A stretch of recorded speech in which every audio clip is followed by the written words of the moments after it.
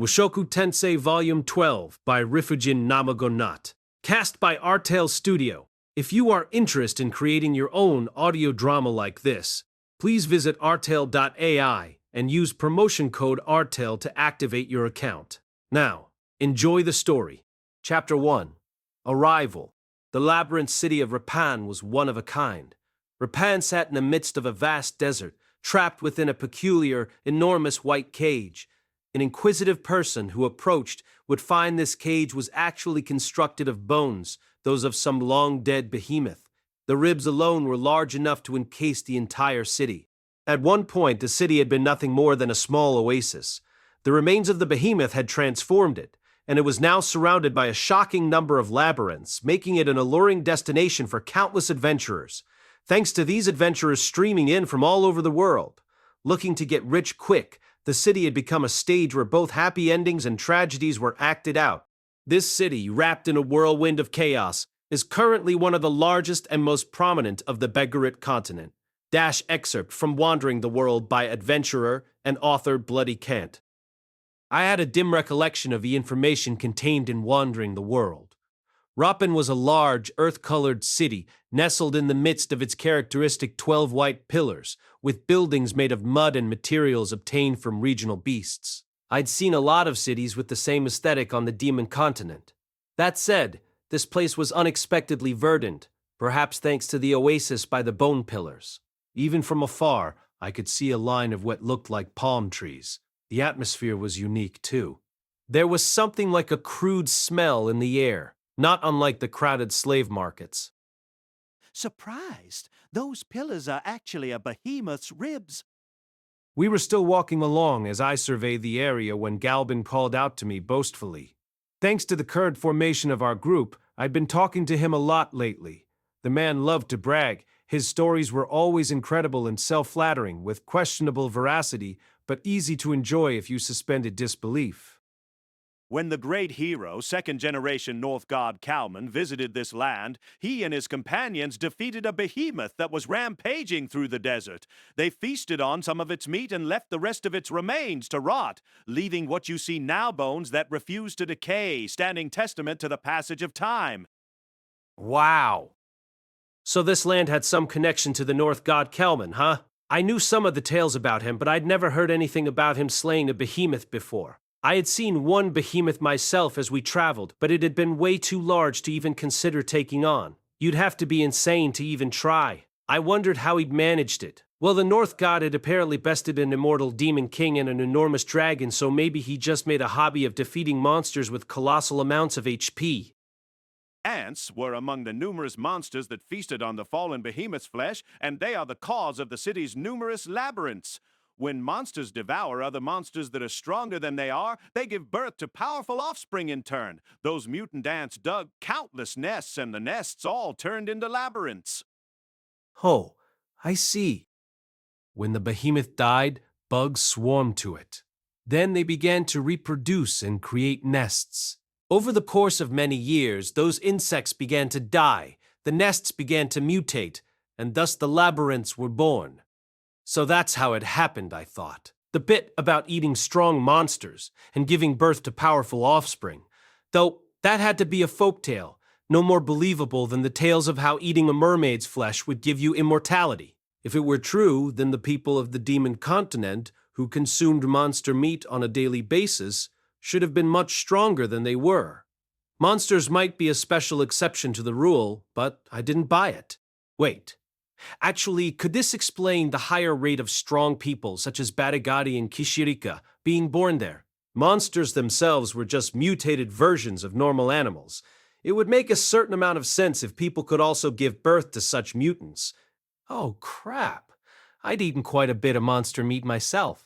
What was I going to do if my child with Sylphie was born and suddenly declared, "I am the emperor of the demon world"? I might find sudden kinship with the birds who hatch their eggs only to find a cuckoo's offspring hidden amongst them.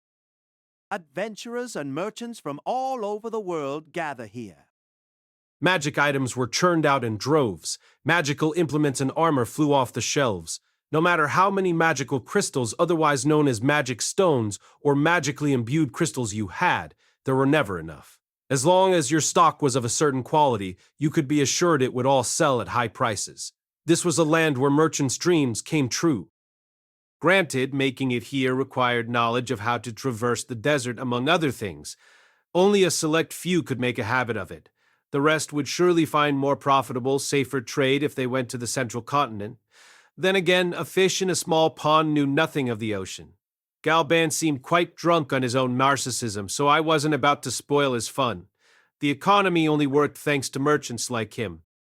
We bid farewell to Galban after arriving in Rapan. His group was apparently going to put up their tent at the edge of the city. Our time together had been short, but I'd learned a lot from his group, and they had taken care of us. Thank you for everything. Same here. If you ever need anything again, just say the word.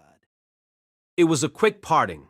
I kept my farewells minimal, giving just a bow to Balabadam and Carmelita. Things had been a bit strained by the end, but I hoped there was no ill will between us. Now we needed to search for Geese, or Paul. I certainly hoped they were here since we'd rushed all this way. There was still some time before the sun set, and ordinarily we'd move to find an inn first, but perhaps we should prioritize looking for those two instead. How are we going to go about this? Excellent question. This city is big enough that it must have an adventurers guild, so let's go there first. Got it. I would have preferred to drop our luggage off first, but oh well, this worked. I did want to stay at the same inn as Geese and Paul if possible anyway. When we inquired about the location of the guild, we were pointed to the center of the city, the usual location for such things. The people navigating the streets were primarily merchants. Most wore the same garb as Galban, a turban, simple flowing fabric that wrapped around their entire body, and full beards. They walked the streets, pulling camels along with them, spreading their wares out for sale by the roadside. Many were so thoroughly swathed that none of their skin was visible. Among those erecting eaves of cloth was one individual in particular who wore an outfit straight out of Aladdin. Their shop was a general store selling lamps made of metal and pots with curious patterns drawn on them. It was all very Arabian in flavor. I bet if you played a flute, a red snake would poke its head out of a vase to take a look. As we approached the Adventurers Guild, I saw a number of people dressed in familiar adventurers' garb. There had to be a lot of people in this area who were originally from the central continent. They all had battle-worn faces, probably S-rank adventurers who specialized in labyrinth diving. Most wore pretty light clothing. It was dangerous to go out into the blinding sunlight without ample coverage to protect your skin, but it was probably fine as long as they didn't venture out for extended periods. The building for the Adventurers Guild was carved out of an enormous boulder, most likely through magic. I could tell immediately because it resembled something I could have made myself, though the complexity of its construction surpassed my capabilities. There was an exquisite relief carved into the entrance, and the interior, once you stepped inside, was well ventilated enough to feel refreshingly cool. The vibe within the guild was about the same as the rest of the city, but being the kind of city it was, there were no newbie adventurers to be seen. Everyone looked powerful. The ones who particularly caught my eye had scarred face and bodies. They all seemed to have checkered pasts. Not me, though. I'd led a sheltered life. No checks, no stripes, no spots. Okay, let's start asking around about Paul and Geese. Sounds good. I'm sure we'll find something if we ask. Geese should already have an information network here, so I'm sure he'll hear of it if we go poking around using his name. Oh, it looks like that won't be necessary. I followed Ellen Eliza's gaze to discover a monkey-faced man in a corner of the guild.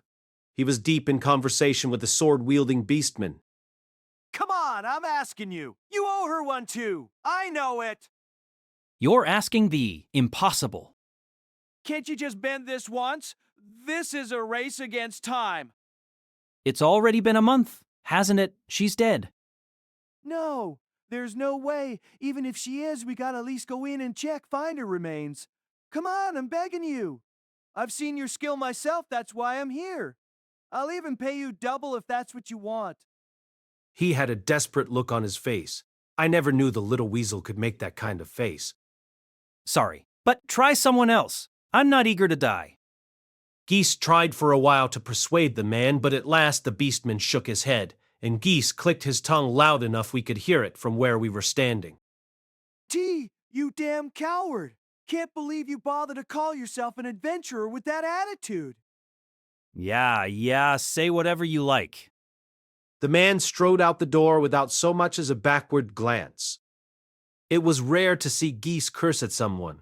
No, truthfully, I didn't know that much about him. The Geese I'd encountered in the past had been more lighthearted, though, and I said as much. He looks like he's really backed into a corner. Oh my, that's how he usually is, though. Really? I kind of had a different impression of him. He must have been trying to look more mature in front of you. Hey, Geese! Geese twisted his head around, searching. His eyes went wide when he spotted us and shuffled our way. Oh, hey, if it ain't Eleniles. Sorry to keep you waiting. Not at all. You're actually here way faster than I thought. Actually, just how the hell did you get here this fast? Huh? It's only been 6 months since I sent that letter. You must not have read it, eh? Probably missed you as you were traveling. We'll talk about that later. What's going on with Zenith? His face clouded over. Not great. I sent that letter to you because I figured it'd be a drawn-out affair. Though, to be honest, well, we can talk about that later, too. Apparently, things weren't going well, but we'd anticipated as much. My overly optimistic hope that they would have solved everything by the time we got here had been quickly proven false. For the moment, could you please guide us to where my father is? Geese's eyes flew open when he looked at me. Then he started scratching at his upper lip. Oh, hey, that's you, ain't it, boss? You sure got bigger. And you sure don't seem to have changed, Mr. Geese. Yuck! Enough! That gives me the creeps. Just call me newbie like you used to. Ah, this exchange sure brought back memories. My, you two sure seem to be close. Well, we did share a cell together, eh, boss? Indeed, it sure brings back memories. Ah, nostalgia. The time I spent completely naked in that cell in the Dolja tribe's village. It was after I crossed the sea from the Demon continent to the Milis continent, been caught up in a kidnapping incident, and dragged back to their village. Among the Doldia, those facing serious crimes were stripped of their clothes and tossed into a cell. I was given the same treatment on the basis that I had kidnapped the sacred beast and tried to commit sexual acts with it. Those were false allegations, of course. Who the hell would try to commit sexual acts with a puppy? Anyway, it was there that I met Geese. His crime was a minor one brought about by his own greed. He'd been quite the generous thief. Ah, that's enough of that, though. I'll take you to where Paul is. Geese said, giving another empty smile as we left the Adventurers Guild behind us. Paul was staying at an inn in the corner of the city. The building was constructed of mud and stone and was aimed at B-rank adventurers, at least by Demon Continent standards. It was neither lavish nor dilapidated. Once we arrived at the entrance, he said to us, Listen good, Paul's in quite the state right now. So, Illinois, I know you've got a lot you want to say, but just save it this time. I can't make any promises. Geese forced a smile and shrugged his shoulders, leaving it at that. Still, this was Ellen Ilis we were talking. She wasn't going to suddenly turn hostile and aggressive. You too, boss. Don't start a fight like you did last time, got it? I'm sure you have a lot you want to say, but just try not to blame him too much, Kay. It had to be pretty bad for Geese to go on such a long preamble. Besides, I had already seen Paul when he was at his weakest and running from his problems. I just had to mentally prepare myself for something similar. Though his appearance might suggest otherwise, Paul wasn't the most mentally durable. If something bad happened, he'd sink into depression immediately. I wouldn't go so far as to call him an emotional wreck, but he didn't have the resilience to handle massive setbacks. I figured he'd bounce back to being as self-assured as he had been when we lived in Buena Village once we found Zenith. But who knew? This was an essential step. I needed to be open-minded enough that people would call me the Buddha Rudeus. Kay, let's go in. We entered. There was no door, only a curtain that sectioned off the inside from the outside. The first floor of the inn was basically like all the others I'd seen, with tables for people to eat at. The materials used to construct said tables was different, as was their layout, but other than that, it was the same. I recognized Paul at a glance. His upper half was flopped over the top of a table. It was Lilia, standing just beside Paul. Even on this continent, she was still wearing her maid uniform. Her normally tidy hair had grown frayed, and her face was haggard with exhaustion. Still, she brightened when our eyes met. She bowed toward me and immediately nudged Paul's back. The woman who sat directly in front of Paul stood up. She looked at my face and retreated several steps, then suddenly lowered her head. Her body was cloaked in a robe. Which one was she again, Fiera or Shiera? I was pretty sure she was Shiera. I'd met her in Millionshin. She was an accountant, right? Her face was heavy with exhaustion. All of theirs were. I took her seat, planting myself directly across from Paul. Master, Lord Rudeus has come. Coaxed by her prodding, Paul slowly lifted his head. He had dark circles beneath his eyes. His entire body had gone gaunt and emaciated. He looked terrible, but there was no scruffy stubble around his jaw and his hair was fairly well kept. He was no longer steeped in the stench of alcohol either. Still, I could tell he was at his wit's end. I was glad we'd come. Seeing the condition he was in told me it had been the right decision. Rudy! Father, it's been a while. He stared at me, eyes dazed and unfocused, almost as if he wasn't entirely awake. No, maybe he had been sleeping, dozing in and out of unconsciousness as he lay slumped across the table. It had been so long since we last saw each other. Last time, he'd yelled and rebuked me. Even though he'd felt cornered at the time, I'd still returned his strong words in kind, and it had turned into a fight. Not today. Today I was the Buddha Rudeus. Huh. That's weird, I can see, Rudy. Ha ha! What's up, Rudy? It's been so long. You look like you're doing well. How are Norn and Aisha? Honestly, his reaction wasn't what I'd expected. I thought he would be just as he had been before, drunk and running from his troubles, sporting a flask in one hand, yelling at me. I took them in. They're living in the magic city of Sharia right now. They're doing fine. I've left them in the care of some trustworthy people, just in case. Okay, yeah, that figures just as reliable as ever, Rudy. How are you, by the way? Doing good? Oh, yes, I guess I am. He smiled, flippant and carefree. A smile unbefitting of the circumstances, as if he'd lost all heart. Okay, well, that's good. That's the most important thing. There was no life in his eyes.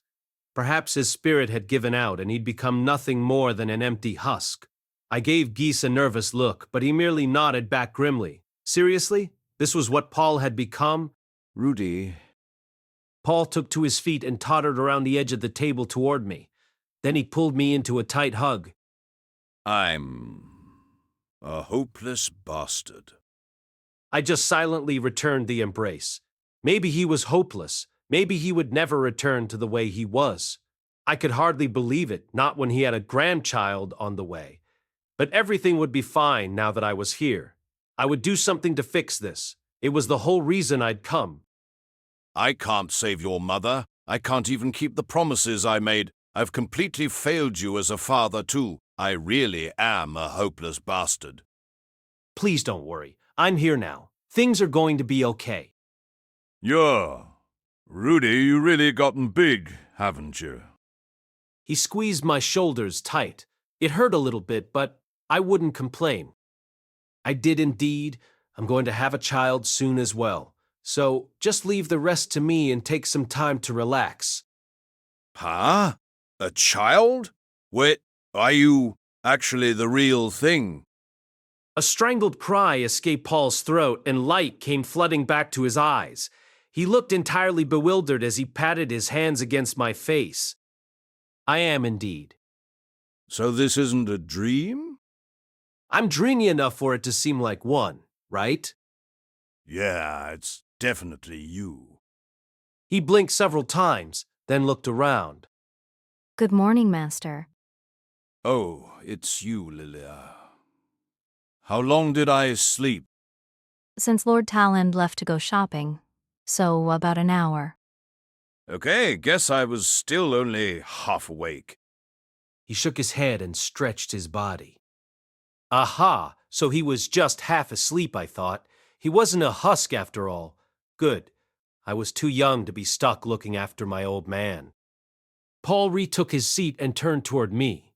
Then, as if we were redoing the whole reunion, he asked, Rudy, why are you here? I already told you. I came to help. No, that's not what I mean. I shook my head. I'd anticipated that question. We'd had a similar communication mix-up before, and it had turned into a fight, but this time, things would be all right. I had seen his letter, and Norn and Aisha were in my care. Everything is fine. Norn and Aisha as well. They're being looked after. Oh, okay. Paul looked confused. He reached out to pat my body again, almost as if he were checking to confirm that I really was here. No, but, didn't you get here way too fast? We took a somewhat unique method of transport. I'm sure I'll have to explain when it's time to go home. Unique, huh? Well, knowing you, I guess it's possible. Paul looked dumbfounded as he dropped his shoulders, mouth still agape. Well, just to clear everything up, why don't you tell me what happened after Guy sent that letter? No, hold up. I'm kind of confused. All right, then. Why don't you drink some water and try to calm down? I used my earth magic to conjure a cup, water magic to fill it, then passed it over to Paul.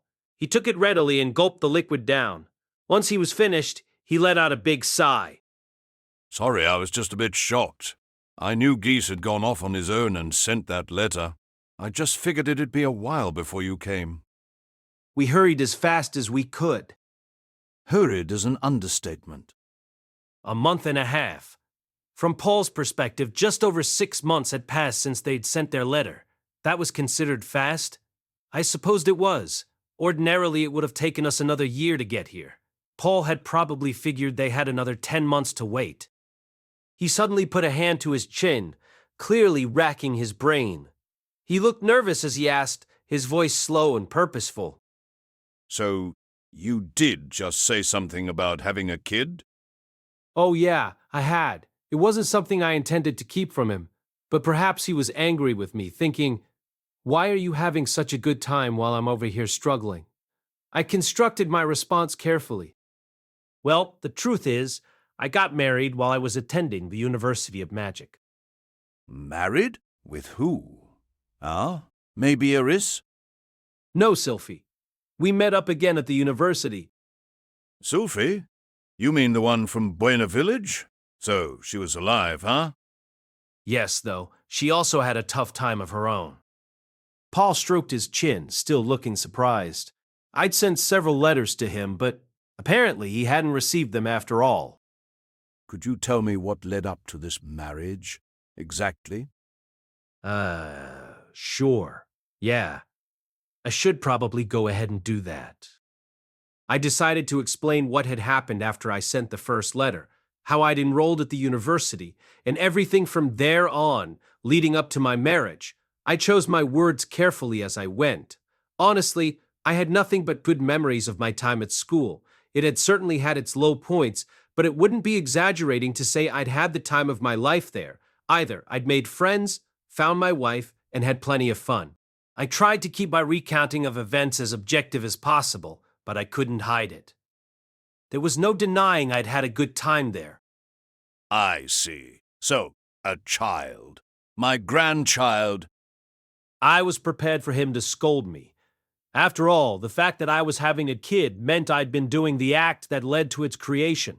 At a time when Paul was working desperately to try to save Zenith, it'd be only natural if he was upset. Enjoyment was supposed to be shared, and Paul was living a life of abstinence. Just as I was thinking that, Paul's head drooped. I'm sorry you're about to become a father, and yet you had to come here because I'm so worthless. An apology, from Paul, no less. No, actually, I'm the one who feels bad. We haven't even found Mother yet, and I'm just moving on with my life. No, I can't blame you at all for that. After all, I slept with Lilia once, too. Well, they were husband and wife after all, so I didn't really see the harm in it. I meant to wait until we'd saved Zenith. I really am pathetic. Paul lowered his eyes, looking as if he might cry again. He was so fragile, like porcelain. We were attacked by a succubus. We had no choice. Even so, you... Paul cradled his head in his hands as the memories came flooding back. A succubus, huh? In that case, it really wasn't his fault. I'd encountered them myself, and there really was no resisting them. They exposed the darkest corners of your heart, though their attacks could be nullified by detoxification magic. Paul had a healer in his party who should have been able to do that. I turned my head toward Shira, who panicked the moment she felt my eyes on her. I am terribly sorry. I was so terrified of the captain. I couldn't do anything. Rudy, please don't blame her. I'm the one at fault. When Paul was aroused, he probably went right at whatever women were around him. It had to have been frightening to see a man like him overcome with lust, especially considering that Paul was the main damage dealer of their party. Detoxification magic couldn't be performed unless you physically touched a person. It wasn't surprising they'd been unable to pin him down long enough to use it. Leah must have stepped forward to use her body to resolve the matter. Yeah, I ran into Succoby along the way here. I get how terrifying they are. There wasn't anything you could have done against it. But Talhand was completely unaffected. I was the only one who couldn't resist. Come to think of it, their party did have another man in it. Talhand was completely resistant. Just how did that work?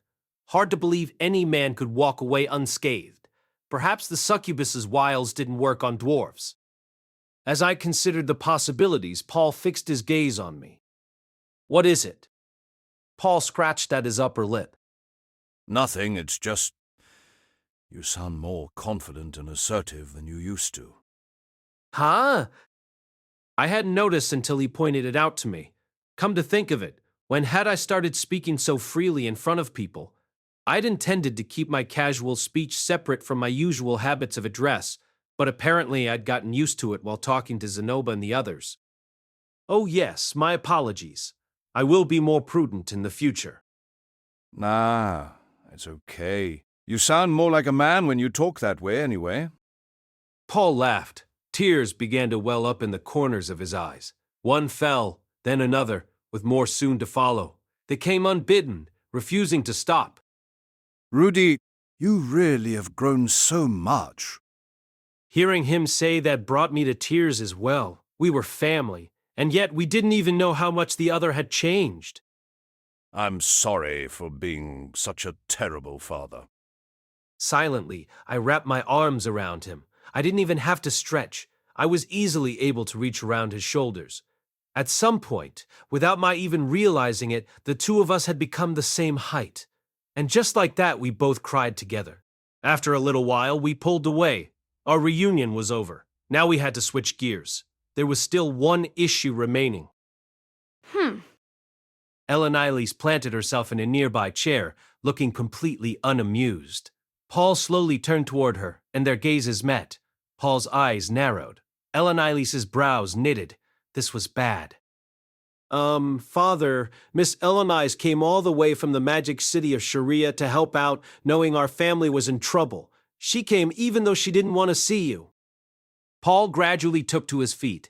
Then he gingerly walked toward Elenice. She watched, hands balled into fists, and stood as well. She's worried about us as well. I know there must have been a lot that happened in the past, but out of consideration for me, could you please let that all be water under the bridge now? Elenice glared down at Paul, a solid head taller than him. The air was thick with tension. Volatile was the word that came to mind. Perhaps they'd end up punching each other. No, maybe they'd try to kill each other. Crap, was their relationship really that bad? Keys? I looked to him for help, but the jerk just gave a helpless shrug and an infuriating grin. That man really is worthless, I thought. Elenice? Yes. What is it? Paul peered back at me, then at Lilia and Shiera.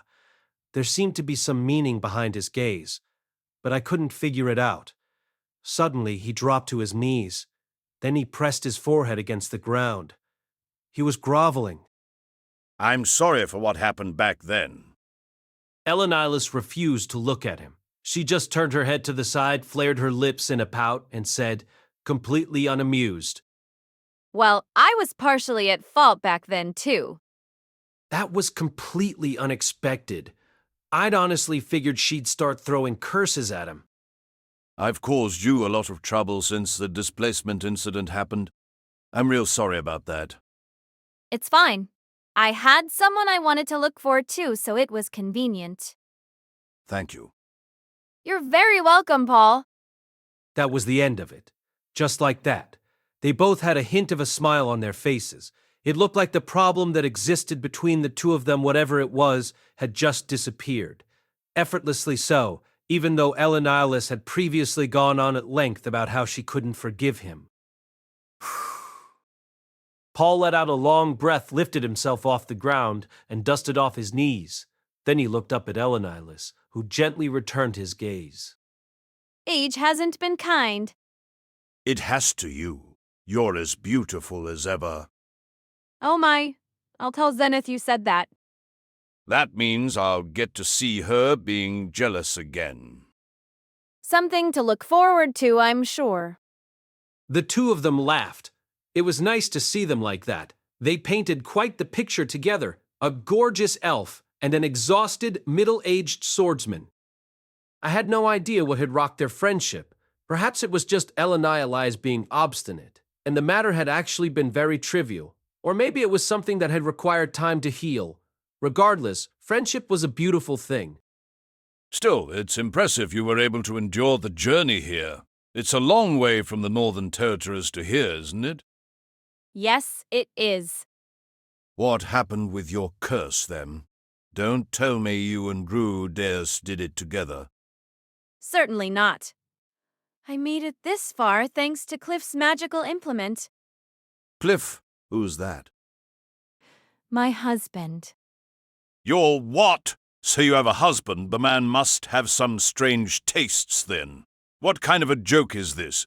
Are you sure this man really agreed to marry you? Hey, Rudy, do you know this guy? This Cliff?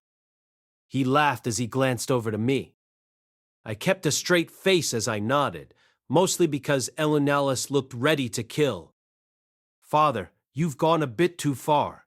Yes, I do think Cliff has some odd tastes, but he's a very respectable man.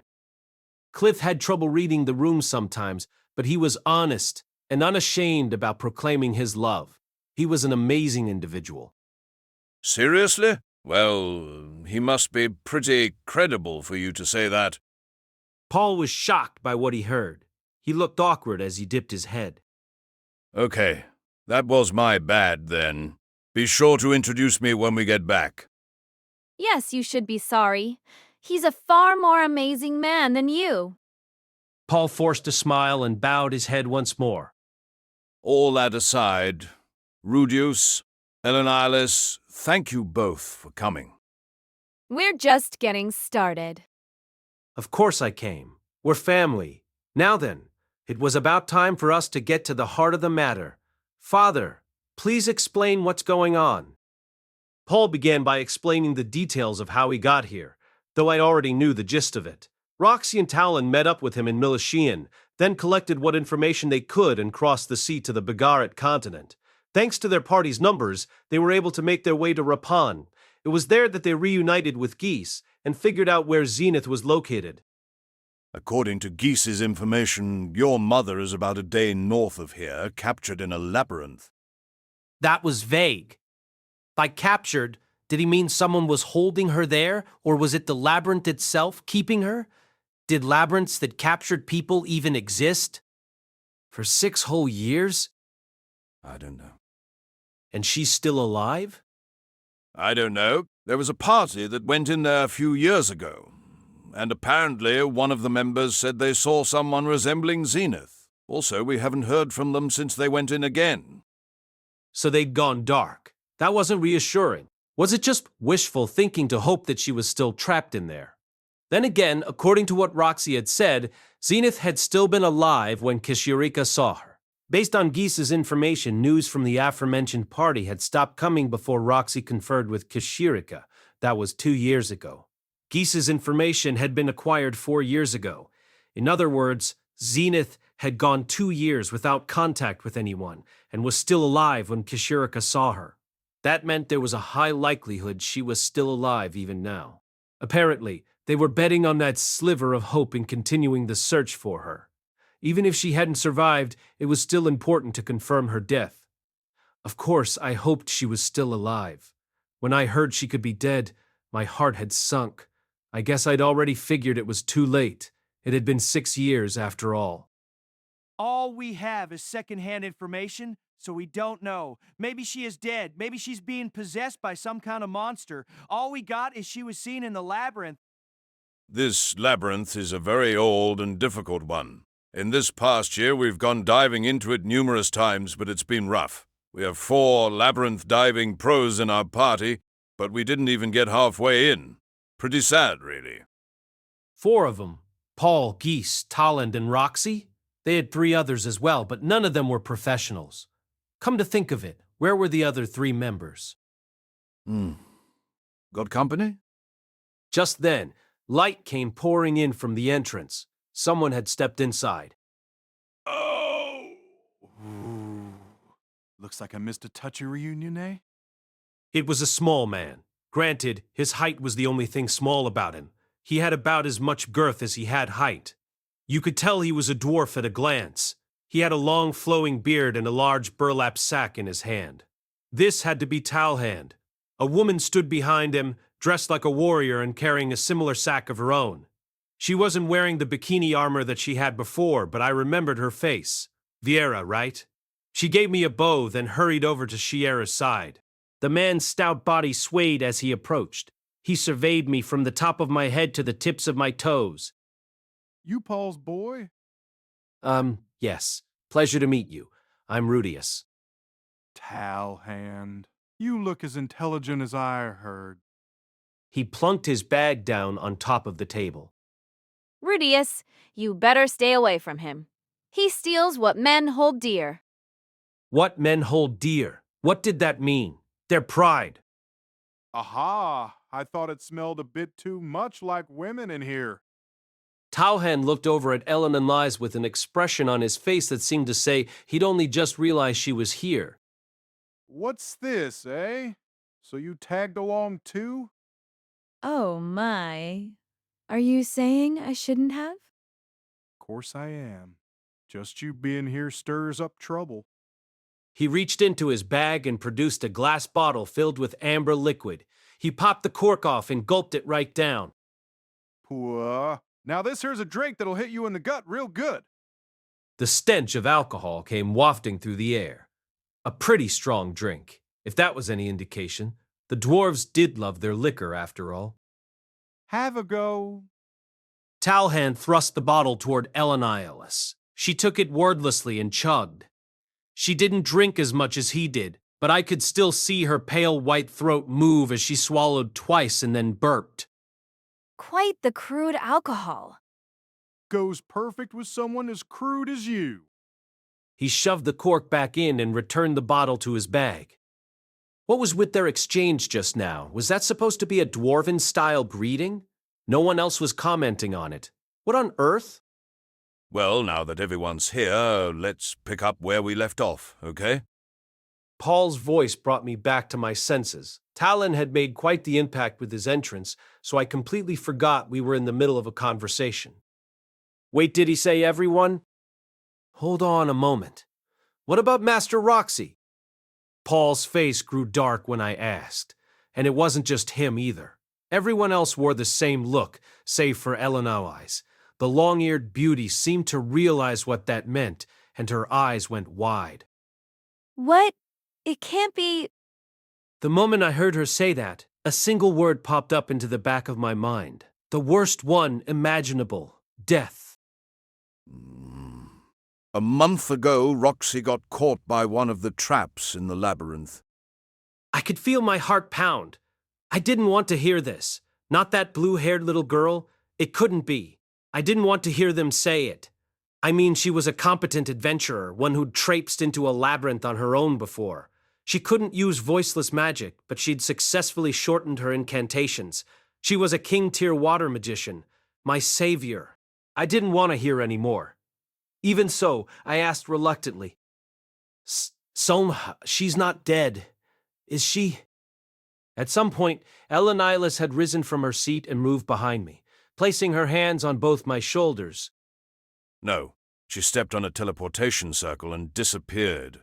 We haven't confirmed her death. It's highly likely she's still alive out there in the labyrinth.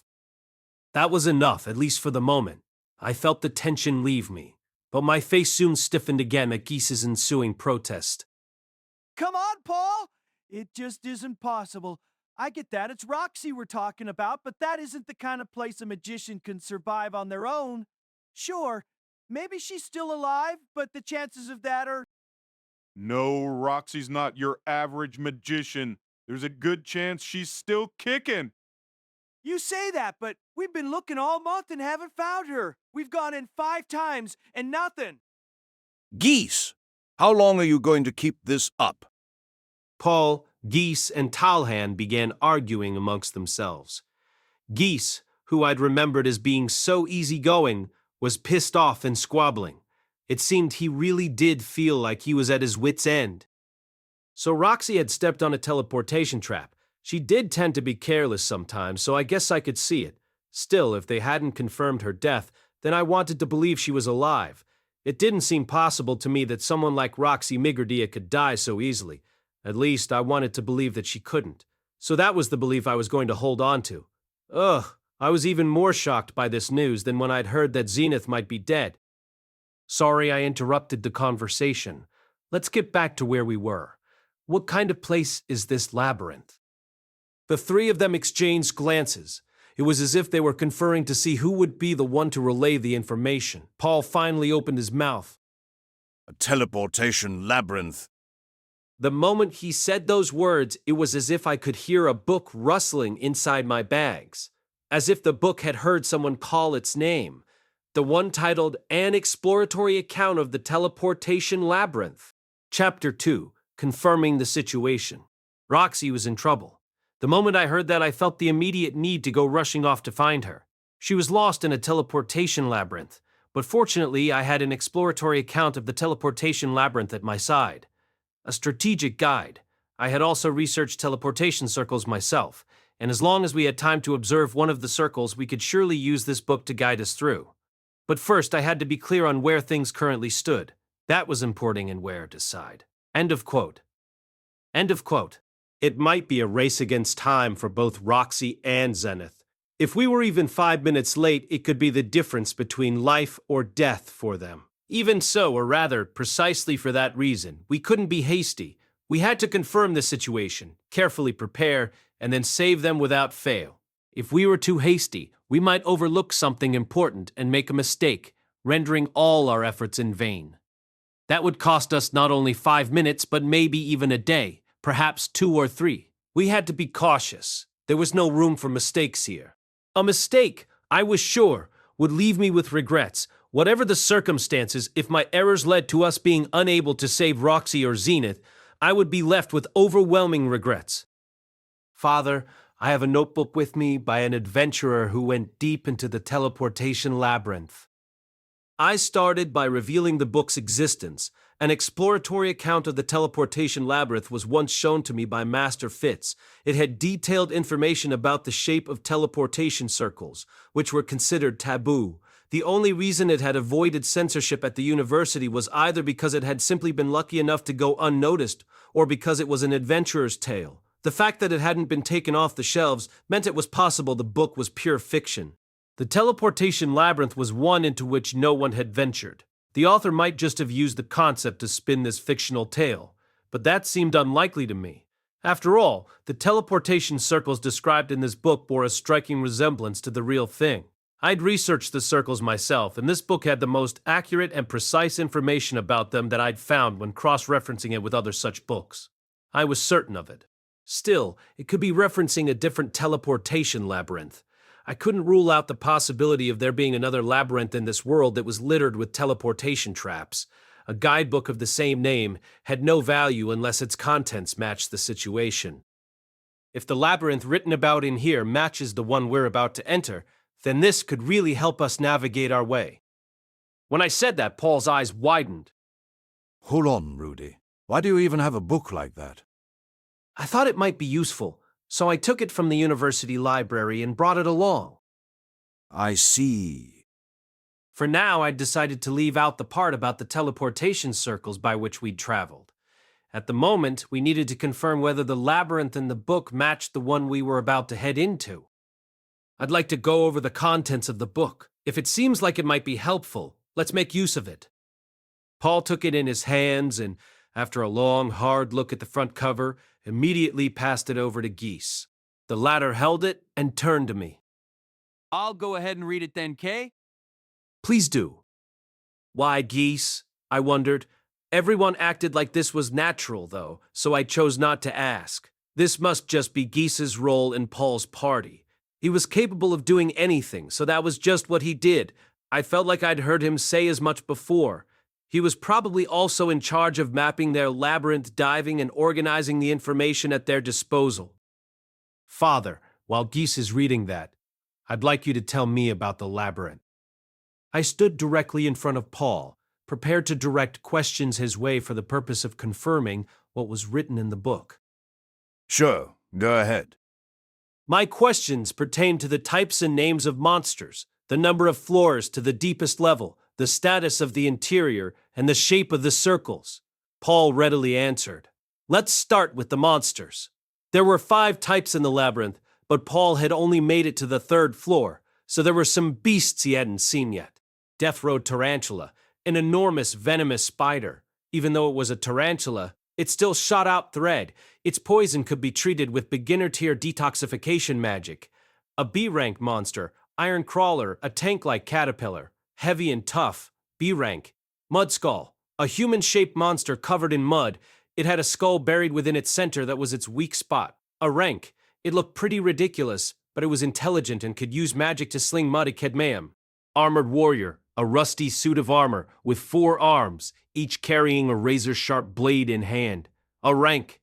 Devouring Devil, a beast with long arms and legs as well as knife-like claws and fangs. A rank. How many floors to the bottom level? Unknown. Rumor had it that it was either 6 or 7 floors, but no one had actually delved those depths far enough to look upon its guardian yet. As for the state of each of those floors, that was difficult to describe too, but the book had some accounts. The 1st floor was where spiders created their numerous webs. The 2nd floor was occupied by a vast number of spiders and caterpillars. On the 3rd floor, Mudskulls took command over the aforementioned monsters. Once you got to the 4th floor, the spiders and caterpillars were virtually absent, leaving Mudskulls and Armored Warriors. On the 5th floor, the Mudskulls vanished, and it was only Armored Warriors and Devouring Devils. After the 6th floor, there were only Devouring Devils. There was nothing in the book about floors after the 6th. The first 3 floors were part of an ant nest.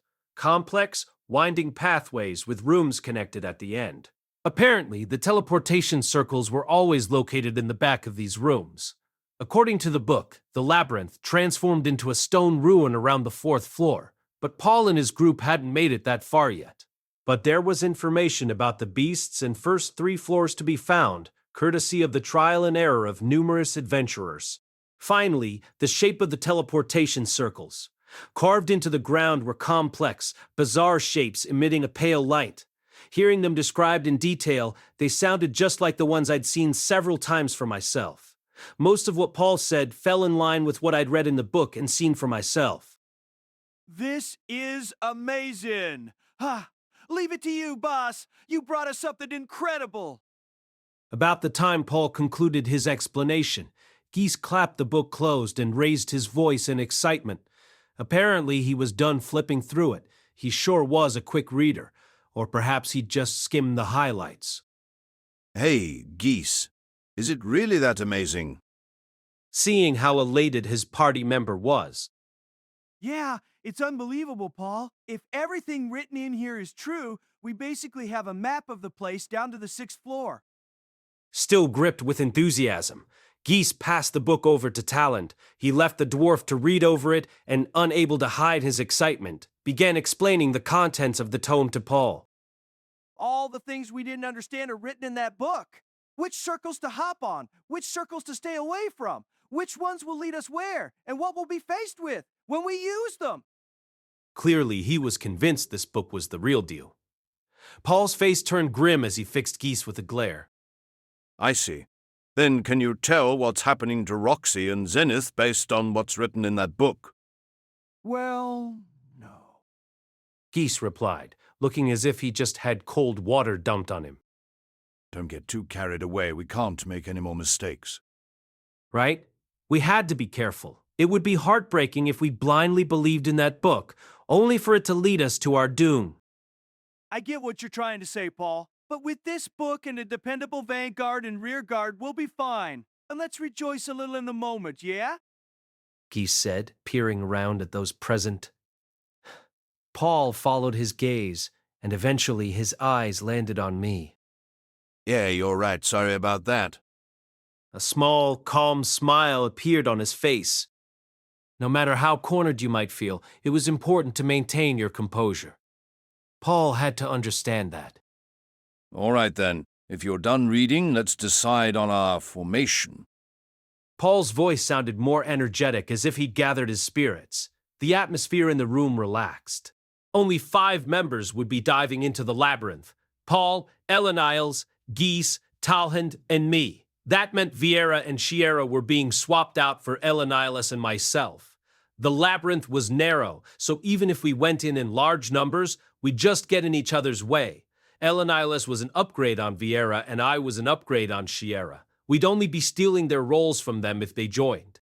Ellen Isles was the tank, Paul was a secondary attacker, I was offense and healing, and Talon could be either off-tank or secondary attacker. The 4 of us were in charge of battle. Talon's role was a bit vague, but he was a magician capable of intermediate-tier earth magic as well as an all-purpose fighter. Thus, he was placed in a position where he could do either. Unwieldy as he looked, he was quite dexterous. Then again, all dwarves were. We'll be looking after one another. Talon's position would be either in front or behind me, so he gave me a friendly pat on the shoulder. For some reason, it made a chill run down my spine. Rudy will generally be in charge of all magic. We'll also be looking to you to heal us after each battle. Can you do that? No problem. Offense and healing.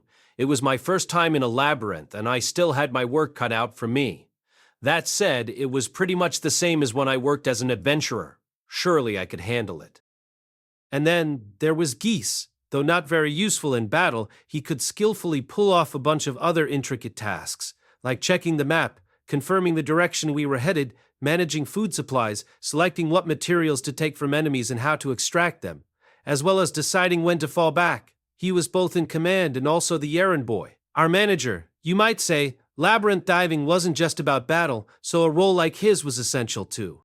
That left 3 people, Vieira, Shiera, and Lilia, who would act as support by waiting in the city or at the entrance to the labyrinth. You could say they were just house-sitting or in-sitting, but apparently that was an important job too. From what I was told, large clans also assigned someone to house-sit when they went off labyrinth diving. I would leave the majority of the preparations to the pros, Talhand and Elenize. I was still an amateur when it came to this. I could make use of knowledge from my former life to think up various strategies, but I'd leave that aside from the moment. First, I'd follow what the pros did. Then, if I thought up something we needed, I could suggest it. Anything I said would ultimately just be a suggestion. I had no idea if the knowledge I'd gained from playing roguelike RPGs in my previous life could be applied here. Our first objective will be to get to the 3rd floor. Once there, we'll track down Roxy. We had no idea if she was still alive. If she was, then we had to recover her and withdraw. Depending on her condition, we could also just have her join our group as we headed deeper into the labyrinth. The 6 of us could explore the yet untrodden 4th floor and beyond, plumbing the entirety of the labyrinth down to its deepest depths as we searched for wherever Zenith might be. I had no idea how many days this would take. It was going to be a long and complicated search. Paul, Lilia, and I slept in the same room that night. Geese had arranged it out of consideration for us, saying family should have time to be alone together. That said, most of the time I'd spent with Lilia was not as family. Until Aisha was born, she'd just been the maid, and that was really all I could still see her as. Paul regarded her as his wife, but ultimately only as the second wife. Zenith still came first on Paul's list of priorities, with Lilia coming second, and Norn after that. That meant Aisha was fourth, and I guessed I was last. This is our first time sharing sleeping quarters, isn't it, Lord Rudeus? Yes, it is. The way Lilia so respectfully conducted herself suggested she only saw Paul as her employer. Thanks to her influence, I found myself also speaking a bit stiffly. If the master's snoring disturbs you, please feel free to shove him. Yes, all right. I was unable to offer her the same. I had no idea what I should say. How had I talked to Lilia in the past? I seem to recall our interactions back in Buena Village being rather businesslike. Paul had been watching me for a while now without saying a word. I wondered why. He sure had an odd expression on his face. I wouldn't go so far as to call it a cheesy grin, but he certainly looked relaxed. If I might ask a question, Lord Rudeus. Yes, what is it? Is Aisha performing acceptably? It was thanks to her question that I finally realized the answer to my own. That's right, family. We are a family after all, so we can just talk about that. Yes, she's working really hard. She hasn't caused you any trouble, has she? Not at all. She's a big help. She's been doing all the household chores for us. Truly? I just hope she's not making any selfish demands. Personally, it'd be easier for me if she were a little more demanding. Lilia smiled quietly when I said that, looking relieved. What of Mistress Norn and Aisha? They aren't fighting, are they? Well, things are a bit strained between the two of them, but there've been no major confrontations as of yet. In fact, their little tiffs are quite endearing. I've always told her to show deference for Mistress Norn. I have no idea why their relationship has devolved so. It's not something you can control. Besides, Aisha is still a child. Don't you think the most important thing as a parent is to love them both equally? Perhaps you're right. Aisha is my child, but she's the master's daughter as well, so... Blood doesn't have anything to do with it. We're family. Thank you. Paul didn't insert himself into the conversation. He just watched our interaction with the same deeply emotional expression he'd been wearing since before we started. What's with that look? You've been grinning this whole time. Ah, it's just nice to watch. Paul scratched at the back of his head, cheeks colored red with embarrassment. What is? Seeing the little boy I remember all grown up talking to Lilia like this. In other words, seeing his adult son interact with his wife. Lilia wasn't my mother, but to Paul, we were both family. Maybe it was deeply moving for him. Perhaps I'd understand how he felt when my own child grew up. Oh yeah, Rudy, you said you got married. Yes, about 6 months ago. My little boy, hard to believe. You were still only this big when I last saw you. Paul motioned with his hand. Yeah, I did grow a lot taller in these last couple of years. Seemingly out of nowhere, my height had sprung up to be about the same as Paul's. He was still a bit taller, but I probably still had some growing to do. I figured I'd catch up to him eventually. When we get home, we'll have to do a big celebration. Indeed. And don't forget, this will be your first grandchild. You'll be a grandpa. Oh, knock it off. I'm not that old yet, he said, not looking half as displeased as his words might suggest. Then, suddenly, he smirked. That's right, you're having a kid. Which means you've done it, haven't you? My lord, I'm not sure such crude questions are really appropriate. Lilia objected as Paul wore his cheesy old man grin. Oh, come on.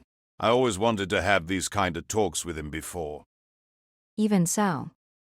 What, aren't you curious too? That's an unfair question to ask.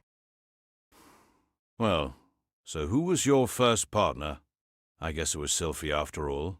Or was it Eris? I seem to remember you saying the two of you split up, but was there really nothing between you when it happened? Apparently, he wanted to engage in some locker room talk. Part of me wondered if that was really appropriate, given the circumstances, but I could also understand where he was coming from. He was probably in high spirits himself, since it was the first time we'd seen each other in a while. It was just that he hadn't wanted to reveal that side of himself in front of everyone else. I was pretty happy to be reunited with him, too. Starting tomorrow, we'd be entering the Labyrinth. We'd no longer have the opportunity for these kinds of things. At least for tonight, we could cut loose and swap sex stories. I feel pretty confident when it comes to sex. You can ask me anything. I might not look it now, but I played around quite a bit when I was younger. It looked like I had no other choice. Guess I'd just have to go along with him. I had always kind of wanted someone I could have open conversations with on the subject. All right then, there's a few questions I'd like to ask. Honestly, Lord Rudeus, I can't believe you're going along with this. She talks like that, but she's pretty aggressive in bed. My lord. Oh yeah, you did mention she'd been the one to approach you before. Why don't you explain that in a little more detail? Lord Rudeus, would the both of you please stop? My goodness. Lilia glanced between the two of us before she spoke, sighing as she did so. Still, she did have a smile on her face. We continued talking after that, well into the night. By midnight, we turned off the lights and settled into our beds. I wondered if Paul and Lilia were already asleep. I could hear their rhythmic sounds of their breathing as they lay nearby. Apparently, they weren't waiting for me to fall asleep so they could get it on. Paul did say he was going to restrict himself until Zenith was found, so maybe he really was keeping to his word. I couldn't sleep, perhaps because I was a bit turned on from our talk. I'd never dreamed a day would come when I could actually experience swapping sex stories. Life sure was unpredictable. Anyway, enough of that. Time to focus on what was currently happening. Perhaps I really was dancing in the palm of the man-god's hand. It sure felt like I was. Now that I stopped to think about it, the whole reason I'd gotten a hold of that book was because I went to the university. If he hadn't told me to go there and research the displacement incident, I'd have never found that book, and we would have to face the teleportation labyrinth without its assistance. The man-god's words always seemed to belie a deeper meaning, and this was no exception. He said, I'd regret going to Ripon, and that I should hook up with Linia or Priscina. It felt like he'd purposefully said things he knew would stir me up. If he hadn't said that to me, or if he'd told me to go to the Bigaric continent instead, there was a good chance I would have chosen to stay.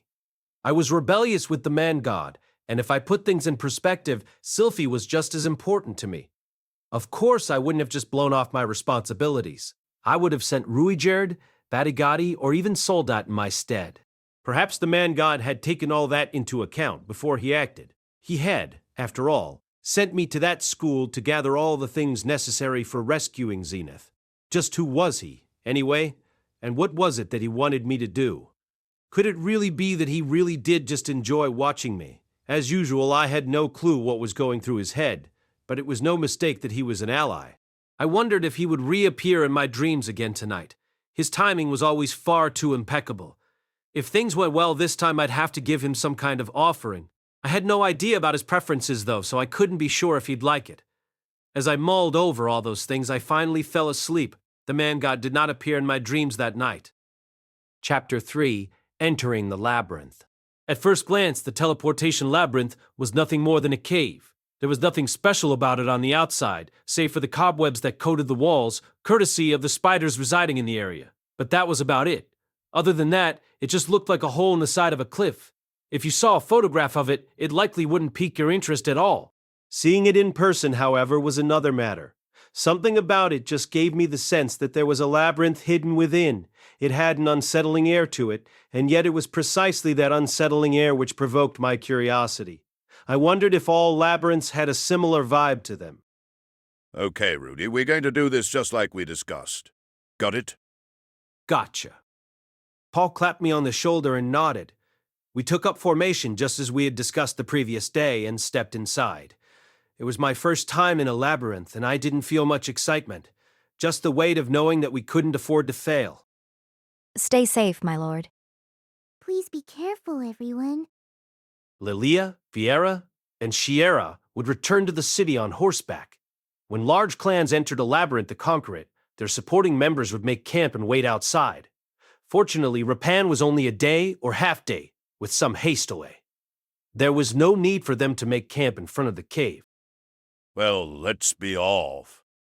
It was dark inside, but not entirely so. The interior had a dim glow to it. Such poor visibility wasn't ideal. It could be fatal. I'm going to brighten things up. Go for it. As soon as we entered, I used the spirit scroll that Nanahoshi had given me. A bright ball of light leaped forth, circling around the top of my head. Geese also activated the same scroll for himself. He was acting as a scout for us, so he needed his own source of light. These scrolls could be used by anyone. Of course, they would last the longest if someone with an enormous mana pool, such as myself, used them, but apparently they didn't cost much mana in the first place. Geese and Paul were delighted when I showed them the scrolls, saying, "Now we don't have to carry around torches anymore." It seemed having one hand occupied by a torch really was inconvenient. The light from these spirits was brighter than a torch, and even someone without much mana could sustain one for a while. If these scrolls got popular, torches might disappear from the market completely. Paul, your kid sure brings some handy stuff along, eh? Well, I am proud to call him my son for a reason. Paul puffed up his chest, which earned him an exasperated sigh from the dwarf. But you sure ain't a parent for him to be proud of. Oh, leave it. I'm already feeling down enough about it. Paul spoke with a half sigh, his shoulders sagging. Come on, let's just go on in. At Geese's encouragement, we stepped further into the cave. On the first floor, we were navigating what looked to be an ant nest. Silken webs were strung up across the walls and ceilings, and further within was a magic circle emanating a pale light. The spirit proceeded beyond that point, illuminating the area like a fluorescent lamp. You said to be careful because some of the magic circles don't light up, correct? That's right, Rudy. Make sure to follow Geese's footprints precisely. Geese was a full 10 steps ahead of us. He was wearing a special pair of boots. Cross-shaped steel plates were mounted on the soles, leaving cross-shaped tracks wherever he walked. This wasn't a magic item, though, but a product of adventurers' wisdom. It was a convenient piece of equipment that kept the wearer from slipping, while also leaving a mark in their wake. It was easy to discover the teleportation circles on the first floor. The main monster on this floor was the Death Road Tarantula, but there was a much smaller, less mature variety of arachnids skittering about on the ground. These were the Death Road Tarantula's primary prey. The sight would have made someone with arachnophobia faint dead away. It was in the midst of these swarms that you would spot completely empty spaces, ones that were circular or square in shape. These were the traps. If you were to put your foot in that empty space to avoid the crunch of spiders beneath your feet, you would immediately be teleported somewhere. Thus, we had no choice but to squish the little spiders where we trod. It wasn't pleasant, but what else could we do? As for the B-rank beasts, the Death Road Tarantulas, they didn't appear in our passageway. Occasionally, one or two would pop out, but once Geese spotted them, Paul would immediately dispatch them. There was no need for me to do anything at the moment. Well, this much is a cakewalk. Paul had a sword in either hand and was walking briskly ahead. Of those two swords, one was the blade he'd wielded all the time at home, his partner. Though it didn't appear to be a particularly powerful weapon, he was able to slice those Death Road Tarantulas cleanly in two. That was less because of the blade's sharpness and more because of Paul's skill, I was sure. The sword in his left hand had a shape I'd never seen before, a kind of short blade, but neither short enough to be called a short sword, nor long enough to be called a long sword. The handguard wrapped around the wielder's entire hand, with a slightly curved, double-sided blade. There was a hole in the middle of the blade, likely to prevent things from sticking to it. That said, he wasn't using this weapon very much. Paul generally fought with only his right hand. I wondered what the purpose of his left-hand sword was. Or was he just a nerd in his final form? Like taking candy from a baby. Not that it was relevant at all, but whenever he defeated something, Paul would glance over at me. How annoying. He probably wanted to show off how cool he was. Okay, I get it, Dad. You look cool, but please don't let your guard down. Paul, keep your head forward. And yep, there it was. Ellen Elias was letting him have it. Come on, it's fine. We've done the first floor dozens of times before. I'm not going to screw up that easily. Letting your guard down like that can cost you your life. Yeah, I know already. Besides, you've been going too far ahead this whole time. I am the one in front, am I not? It's the first floor. Not like it'll make that big of a difference. And so, their bickering began. I could hear Talhan behind me, expelling a sigh as he said, Blig, there they go again. Myself aside, this is Rudeus' first time in a labyrinth, and as an adult, you should be setting a good example. That's why I was looking for an opportunity to strike up conversation with him to help loosen up his nerves. What nonsense. You seem as giddy now as you were when Zenith first joined our party. Not much I can say when you put it like that. What's up with you anyway? You've turned into a real nag. Why, of course I have. You're basically like a son to me, so I'll scold you as needed. Paul chuckled at that. What are you on about calling me a son? Did you spend so much time with Rudeus that you developed a soft spot for me too? Come on, enough with that. You calling yourself my mum gives me the creeps. Oh my, has Rudeus really not told you? Told me what? Sylphie is my granddaughter. Since Rudeus married her, that also makes him my grandchild. In that case, as parents of my grandchild, you and Zenith are basically like children to me. Paul froze. Slowly, he turned himself around and marched back toward me. With our formation broken, everyone else stopped as well. Hey, what is she talking about, Rudy? Why is Enonai's making these insane claims about Sylphie being her grandkid? Oh yeah, I hadn't told him yet, had I?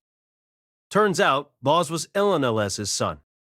Laws was? He never said a word about any of that to me. Well, there was a lot that happened in the past, so it seems like he wanted to keep Miss Ellen Liza's identity under wraps. Ah, I see. I can kinda understand that. More importantly, we should keep going, and take care not to let your guard down. Yeah. Paul sounded like it had sunken this time. He returned to the vanguard, muttering as he went. Seriously? So Ellen Elias is tied to our family now? I can't believe this. The news had come as quite a shock to him, it seemed. The first floor was a breeze. They must have traversed this path numerous times, just as Paul said. We continued down the passageway, taking occasional breaks, until we emerged into a room teeming with death road tarantulas. Dispensing with swarms like this was my duty as a mage, but before we entered the spacious room, Talhand offered me a few warnings. Listen up. No fire magic. Why is that? Fire fills a closed room with poison. Gotta be especially careful about that as we go deeper in. What about detoxification magic? Don't work. He was probably referring to carbon monoxide poisoning. If you used fire in an enclosed space, it would burn up the oxygen until you eventually lost consciousness.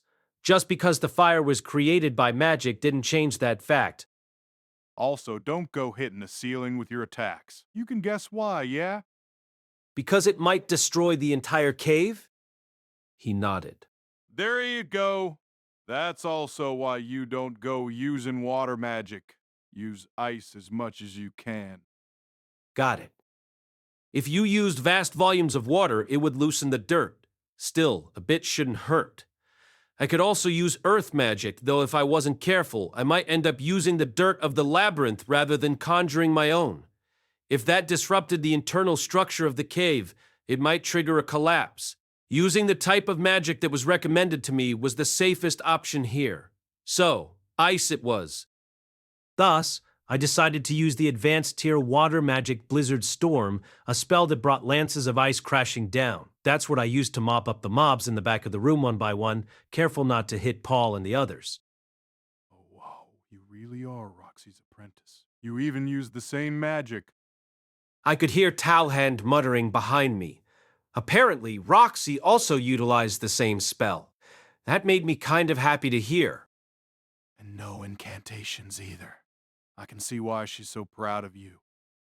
The words made my ego swell with pride as we wiped out the last of the spiders and moved on.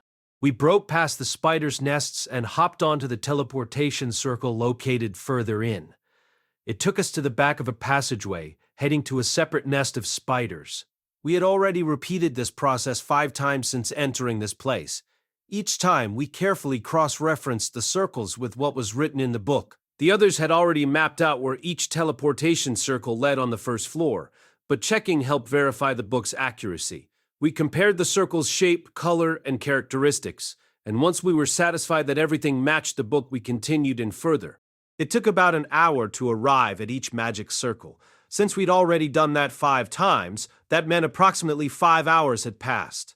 The last area on the first floor was a web-covered room, deep within which were 2 circles lined up together. Their color was a bit more intense than that of the others we'd seen, and they were bigger too. The darker blue one led to the next floor, but it had a twin circle with the same shape right beside it. To the uninitiated, either one looked like it could be the real deal. Yet there was a rock with a circle inscribed on it placed immediately before one of the circles. This was something Geese had left behind as a signal that it was the correct one. Once we referenced the book and confirmed everything was on point, we hopped onto it. From there, we were on to the second floor. On the second floor, the skittering floor spiders disappeared and the tarantula nests were severely reduced. You could actually see the floor now. Instead of spiders, we now had an enormous steel caterpillar, the iron crawler, slithering around. It was 1 meter tall and 2 meters long, giving it a rather short and stout appearance. The closest thing I could compare it to were the Omu from Nausicaa. Just as their exterior suggested, the creatures were tough and sturdy, but contrary to their appearance. They were actually the Kirkirs with tough and stubbats. Mushoku Tensei Vol12 by Reincarnation Namagonate, cast by Artale Studio. If you are interested in creating your own audio drama like this, please visit artale.ai and use promotion code ARTALE to activate your account. Now, enjoy the story. Rather fast. Their speed reminded me less of a caterpillar and more of a centipede. To add to that, they were buddies with the spiders, the latter of which would sling webs from the rear while using the crawlers as a shield. Once you were caught up in those webs, the heavy 1-ton crawler would trample you. Iron crawlers were so tough that even Paul couldn't defeat them in a single strike. That was where I came in. I could release 2 types of magic at the same time to strike the Death Road tarantulas in the rear with my Blizzard Storm, then defeat the iron crawlers one by one with my stone cannon as Paul and Elenilis kept them preoccupied. Apparently, the crawlers were tough enough to repel a normal stone cannon, but I didn't experience any problems in that regard, as my cannons went right through them. Though being bugs, if I didn't hit them right and kill them on impact, they would start writhing in pain and thrashing about. Nothing for me to do, eh? While I worked diligently, Talon grumbled about being bored. He was on standby next to me, just in case. To make sure his services weren't required, we were all, Geese included, conducting ourselves as prudently as possible.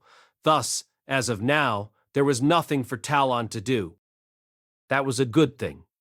As we progressed deeper in, it was comforting to know that we still had more firepower in reserve if it became needed. The Death Road tarantulas were spitting their webs at us. I thought tarantulas didn't create spider webs, but these guys were clearly different. Their webs came straight for me at times, but I was able to avoid them all with my demon eye.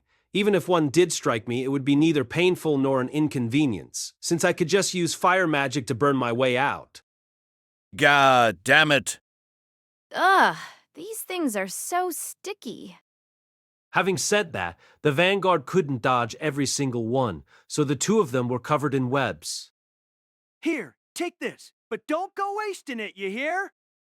I could burn my own way out, but he had brought along a liquid to dissolve the webs, which the others were diluting with water and using. He told me it was a unique medicine, popular across the Begarit continent, and caused no bodily harm. While it didn't cause harm, Elenilis huffed about how it irritated her skin, almost like detergent.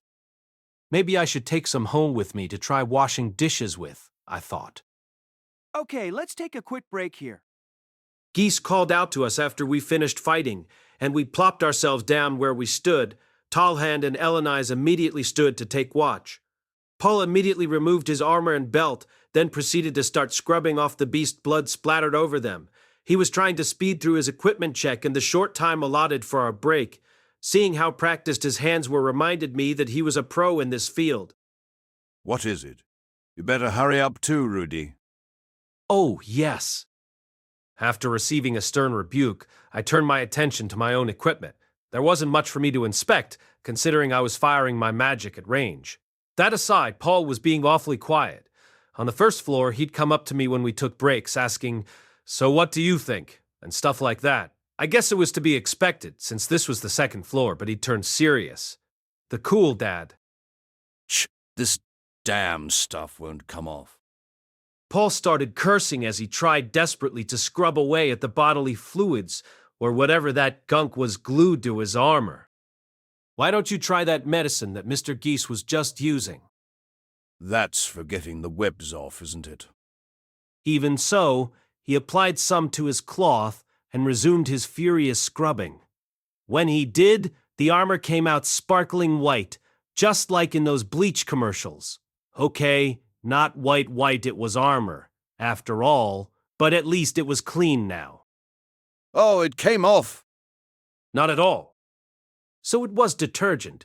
It might make Sylphie really happy if I bought a bunch before I returned. I wouldn't mind putting it to use around the house if possible. Paul re-equipped his armor as soon as he finished cleaning it. He then drew his sword and strode over toward Elenias. I debated switching off with Talhen myself, but Geese's voice stopped me. Boss, don't worry about Lookout.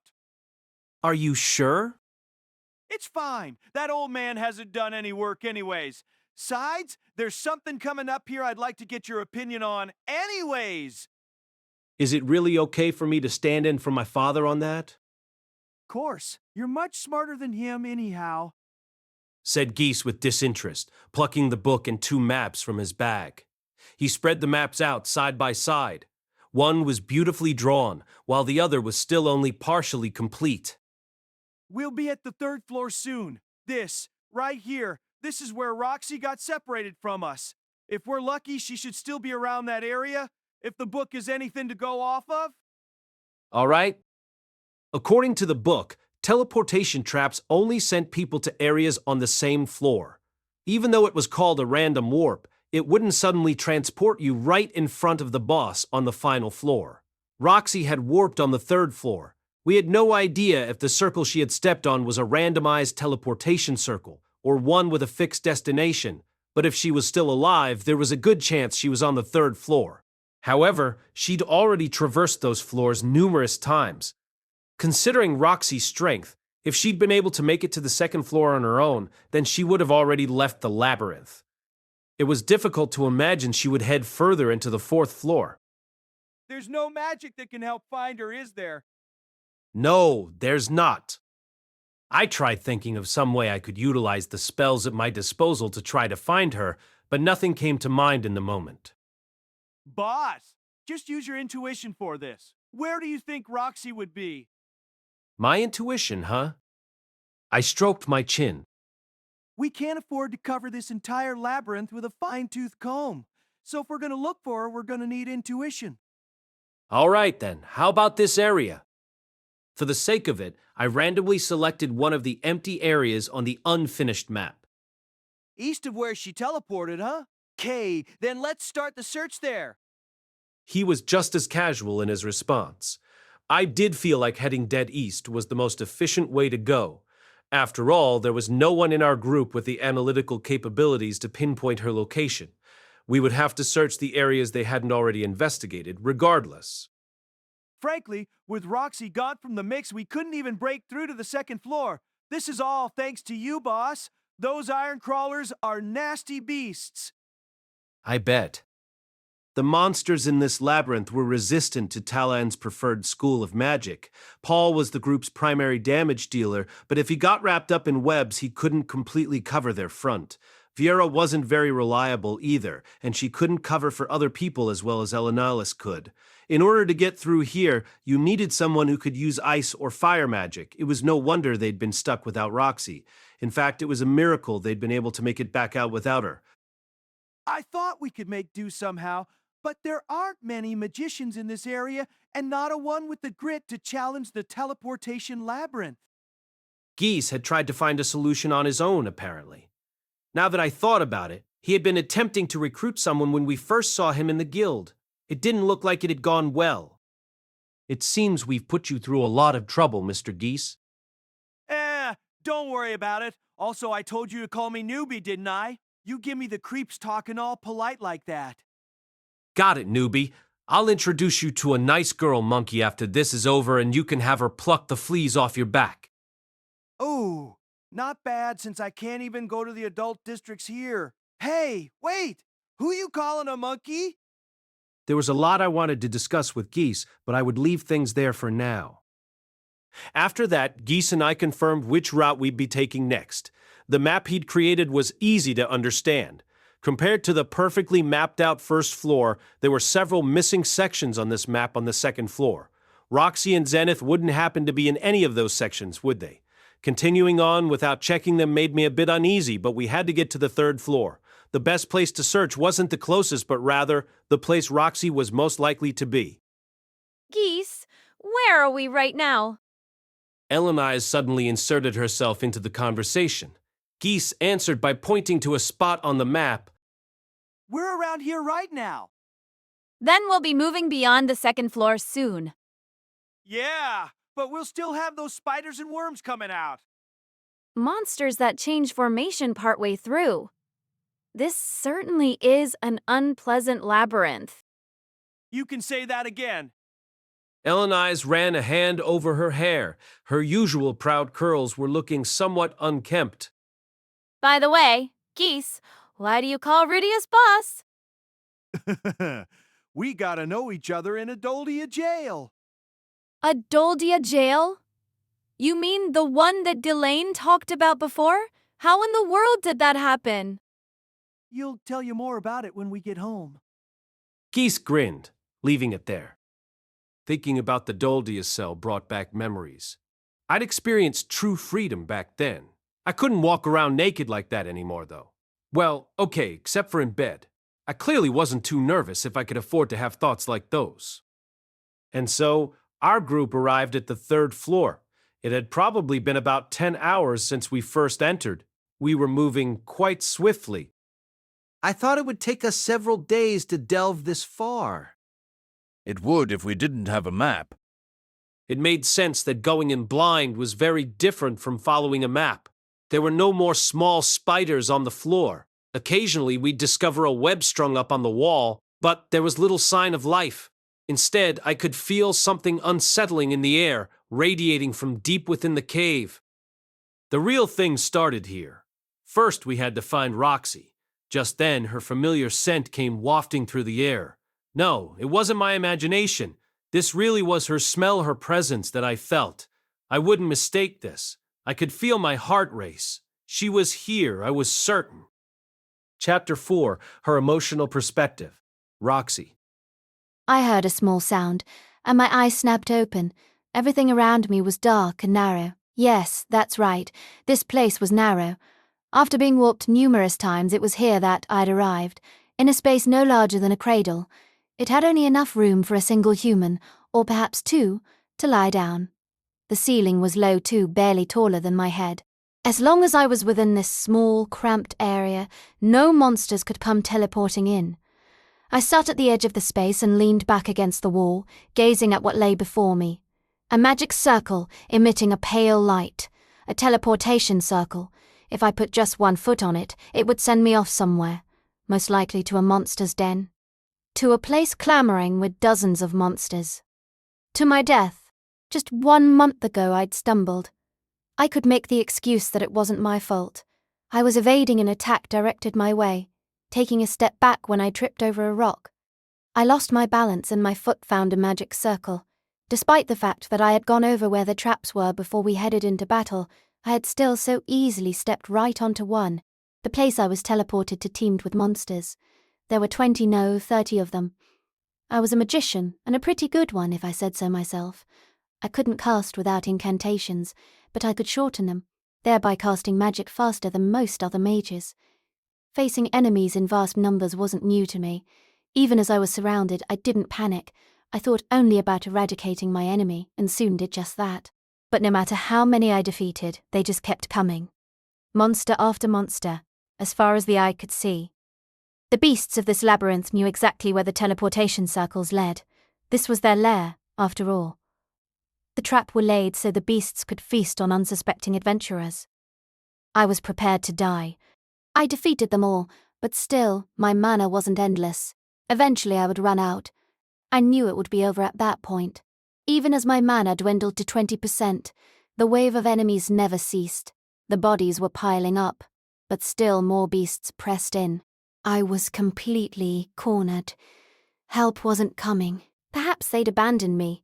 If I were in their position, I wouldn't bother saving a klutz like me either. It didn't matter how much mana you had. If you were fool enough to step on a trap, then you would just dead weight. No, I was sure they weren't the type to abandon me. Perhaps when I activated the trap, they'd also gotten caught in it, and we'd all randomly warped to different places. Or maybe they were lacking in combat strength with my absence, and had had to temporarily withdraw. Regardless, help wasn't coming.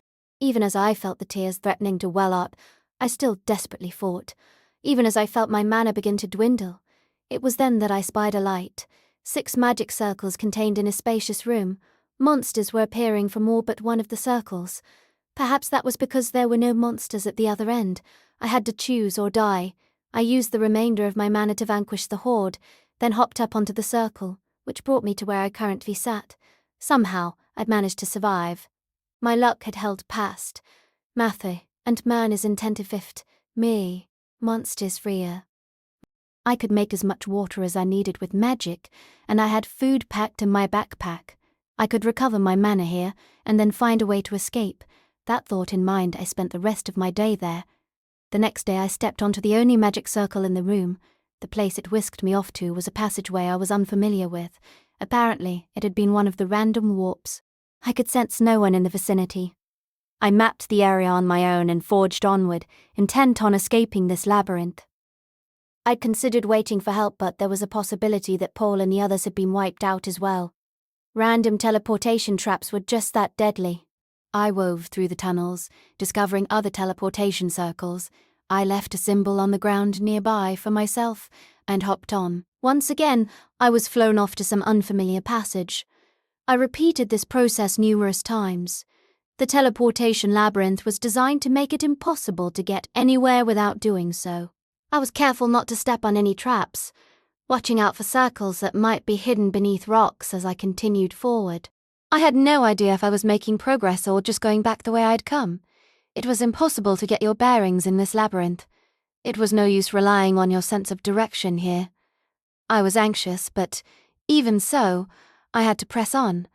My food supply wouldn't hold out forever, nor would my mind, so I defeated monsters, ate their meat, and continued. And yet, after teleporting countless times, I was once again sent into a den of monsters. I fought fiercely, and found yet another circle from which no beasts appeared. That was how I made it back to this cramped little space. Many times had I repeated the cycle at this point? 5 times, 10 times? The circle before me would always send me somewhere different when I stepped on it, but in the end, I always wound up back here. My heart and mind were at their limit. My body was, unsurprisingly, exhausted. According to my internal clock, about a month had passed. 1 month and no progress. I was just going in circles.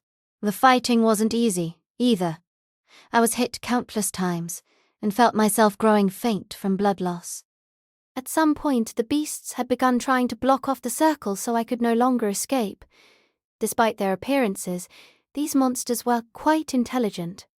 It would take everything I had to break through. My joints hurt. I was out of food. The monsters were tough and tasted awful. Their flesh was so toxic that you had to use detoxification magic just to eat it, and I could feel it eroding my stamina. The only thing I had left in abundance was mana. I felt completely cornered. I had no idea what would happen next, if there were more enemies next time, or if they coordinated their attacks better. They would tear me limb from limb and devour me once I used the last of my mana. Even if I were lucky enough to break past them, I would just find myself right back here. Those thoughts alone kept me from stepping onto the circle again. The beasts had likely noticed my presence. They knew I was here, in this cramped space. They also knew that if I used the circle in front of me, I'd wind up right back at their den. I was sure they were waiting for that. They were waiting anxiously for me to make a fatal mistake in my exhaustion. I could feel it. There would be no next time. For the first time, I became conscious of death. My corpse would never be found. The beasts would leave nothing of me to find. I would die, and no proof of my existence would remain. It was terrifying. I was terrified. Before I realized it, I was grinding my teeth together. Driven by the impulse to scream, I gripped my staff tight. I had seen death countless times before. As an adventurer, I'd watched people die right before my eyes. I had seen monsters split brawny warriors in two as easily as if they were cutting through butter. I had seen wise magicians squashed like rotten tomatoes. Skilled thieves and swift swordsmen had been felled before me. When I witnessed their deaths, I knew in the back of my mind that it would be my turn someday. And yet, I simultaneously believed I'd able to make it through. But now, faced with the very real prospect of death, I was terrified. I still hadn't accomplished anything. There was still so much I wanted to do. I had a dream. That's right, a dream. I wanted to become a teacher. I loved teaching people. I had no talent for it, but I enjoyed it. That was why, once this was over, and we'd safely rescued Zenith, I planned on taking the teacher exam at the University of Magic to become a professor. My master, the one I'd had a falling out with before I left, was at the University of Magic. We might wind up bickering again, but I had a feeling we'd get along better now. He loved being the centre of attention. I wouldn't be surprised if he'd been promoted to vice principal while I was gone. I wanted a taste of normal happiness. If I became a professor, I could even get married. I could fall in love with a man, marry him, and share passionate nights together. As a demon, I had the stumpy little body of a chance to Witcher. As a demon, I had the stumpy little body of a child's, but even self, and he did not so uplifting, and A self-deprecating chuckle slipped from my lips. I couldn't believe I was allowing myself to indulge such fantasies, even under these circumstances. I was going to die. None of my dreams were going to come true. My death would be a miserable one. There was no one to save me now. I'd never heard of anyone in my predicament being saved before. I don't want to die, I thought. I stepped onto the circle, because I really did want to live. My instincts were correct. I was teleported to an unfamiliar passage, where I left symbols to mark previously undiscovered circles. I went through numerous other circles, then, as if it were predetermined, found myself right back in a monster's den. I knew at a glance that it was impossible. The beasts had heaped the bodies of their dead brethren to block my escape route, and it seemed the space on the other end of the circle was too cramped for the monsters, or their corpses to teleport. I had no choice but to clear the way, if I was going to use it to escape. While facing this horde? I asked myself. They were arrayed in an impeccable formation, branched out around the mountain of corpses that blocked my escape, protecting it. The iron crawler directly in front of me moved as if it were dedicated to defense, while the tarantulas behind it began spitting their webs to stall my movements. Still further back was a large, mud-covered human shape, a mud skull which was hurling stones my way. They're almost like an army, I thought to myself, as I began weaving my magic together. Envelop me in the Earth's magnificent armor, Earth Fortress. I crafted a shield from the earth around me. It wrapped around me, covering my body up to my head in a dome-like shape. I cut off the spell before it consumed my body completely. As long as it rose up to my collar, it would be enough to stop the iron crawler from charging. Scatter the falling droplets, blanket the world in water. Water cascade. Countless spheres of liquid formed around me, transforming into bullets that shot through the air. It was an extremely weak spell, fit only to temporarily stop them moving. Knowing that, I immediately began the next incantation. Blue Goddess, sweeping down from the heavens, wield thy staff and cover this world in frost. Icicle field. The droplets of water that had previously rained down on the creatures' faces now crackled as they froze over. This was Frost Nova, a combination of the spell's water cascade and icicle field, and it froze the entire front line of the enemy in place. From there, I continued pelting them with my magic. King of Frost, supreme ruler of the Arctic lands, sovereign wrapped in all white whose frigid cold robs all heat, freeze thy enemy, O glacial king who governs death! Blizzard. I finished my shortened incantation. I generally used this spell to unleash frozen lances around me, but now they fanned out radially, soaring over those I'd frozen solid and skewing the beasts lying in wait behind them. I wasn't actually going to defeat the front line. They were frozen statues that would act as a wall between me and the rest of their ilk while I pounded the ones behind them with my advanced magic. These were the same tactics I used when I traversed that labyrinth near Sharone. They guaranteed victory. However, as soon as the ones in the rear died off, more monsters came pouring through the magic circles in the room, stepping right past their fallen comrades. The place was brimming with beasts again in the blink of an eye. My heart was brimming too. With despair. I suppose it really is hopeless.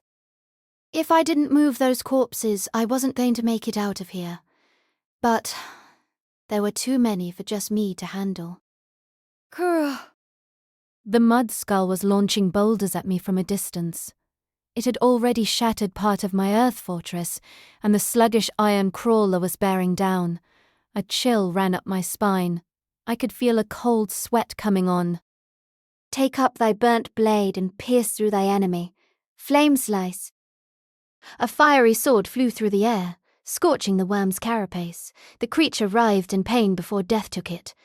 Iron crawlers were vulnerable to fire. Using fire magic in a cave could wind up signing your own death warrant. But even so, I had no choice. Envelop me in the Earth's magnificent armor. Earth Fortress. Once again, I created a wall of earth. My mana was dwindling and I began to panic. What should I do? How was I supposed to make it out of here? Think, I told myself. I racked my brain, even as I continued to launch magic and blast away my enemies. But nothing came to mind. Was I trapped? Was this the end? Was I really going to die here? My body went on autopilot, vanquishing my enemies for me as I entertained those thoughts. Ah! My feet stumbled. My mind was fuzzy. I could feel my mana drying up. I had only a few more spells left within me before I fainted. No. I tightened my grip on my staff. I don't want to die. I don't want to die. I felt my entire life flash before me. My first memory was of the disappointed looks on my parents' faces when they realized I was the only person in our quiet village who couldn't mentally converse with anyone else. They taught me how to speak because they pitied me. As for magic, how? I started learning magic after a traveling magician came through our village and left a deep impression on me. Equipped with basic tier water magic, I set out from my village, going on to meet the 3 boys who would form my first party. We became adventurers and travelled together for several years, until one of us died and the party disbanded. I set out for the central continent, where I met numerous people, and discovered and enrolled in the University of Magic. It was my first time taking formal classes in anything, and it had a lasting impact. I earned good grades, was talented, and accomplished a great deal, earning the jealousy of those around me. At the dorm, my friend and I would lounge in bed, talking about all manner of things. I met my master after several years there. He was the one who taught me Sade-level water magic. I learned it so easily that I let it go to my head. My master groused at me, which pissed me off, so I graduated and left without saying a word to him. After that, I set out for the capital of the Asura kingdom, certain someone as exceptional as myself could find work there. I was wrong. Unable to find a job, I moved to the countryside, but found no work there, either. I was at a loss for what to do when I found a recruitment ad for a home tutor.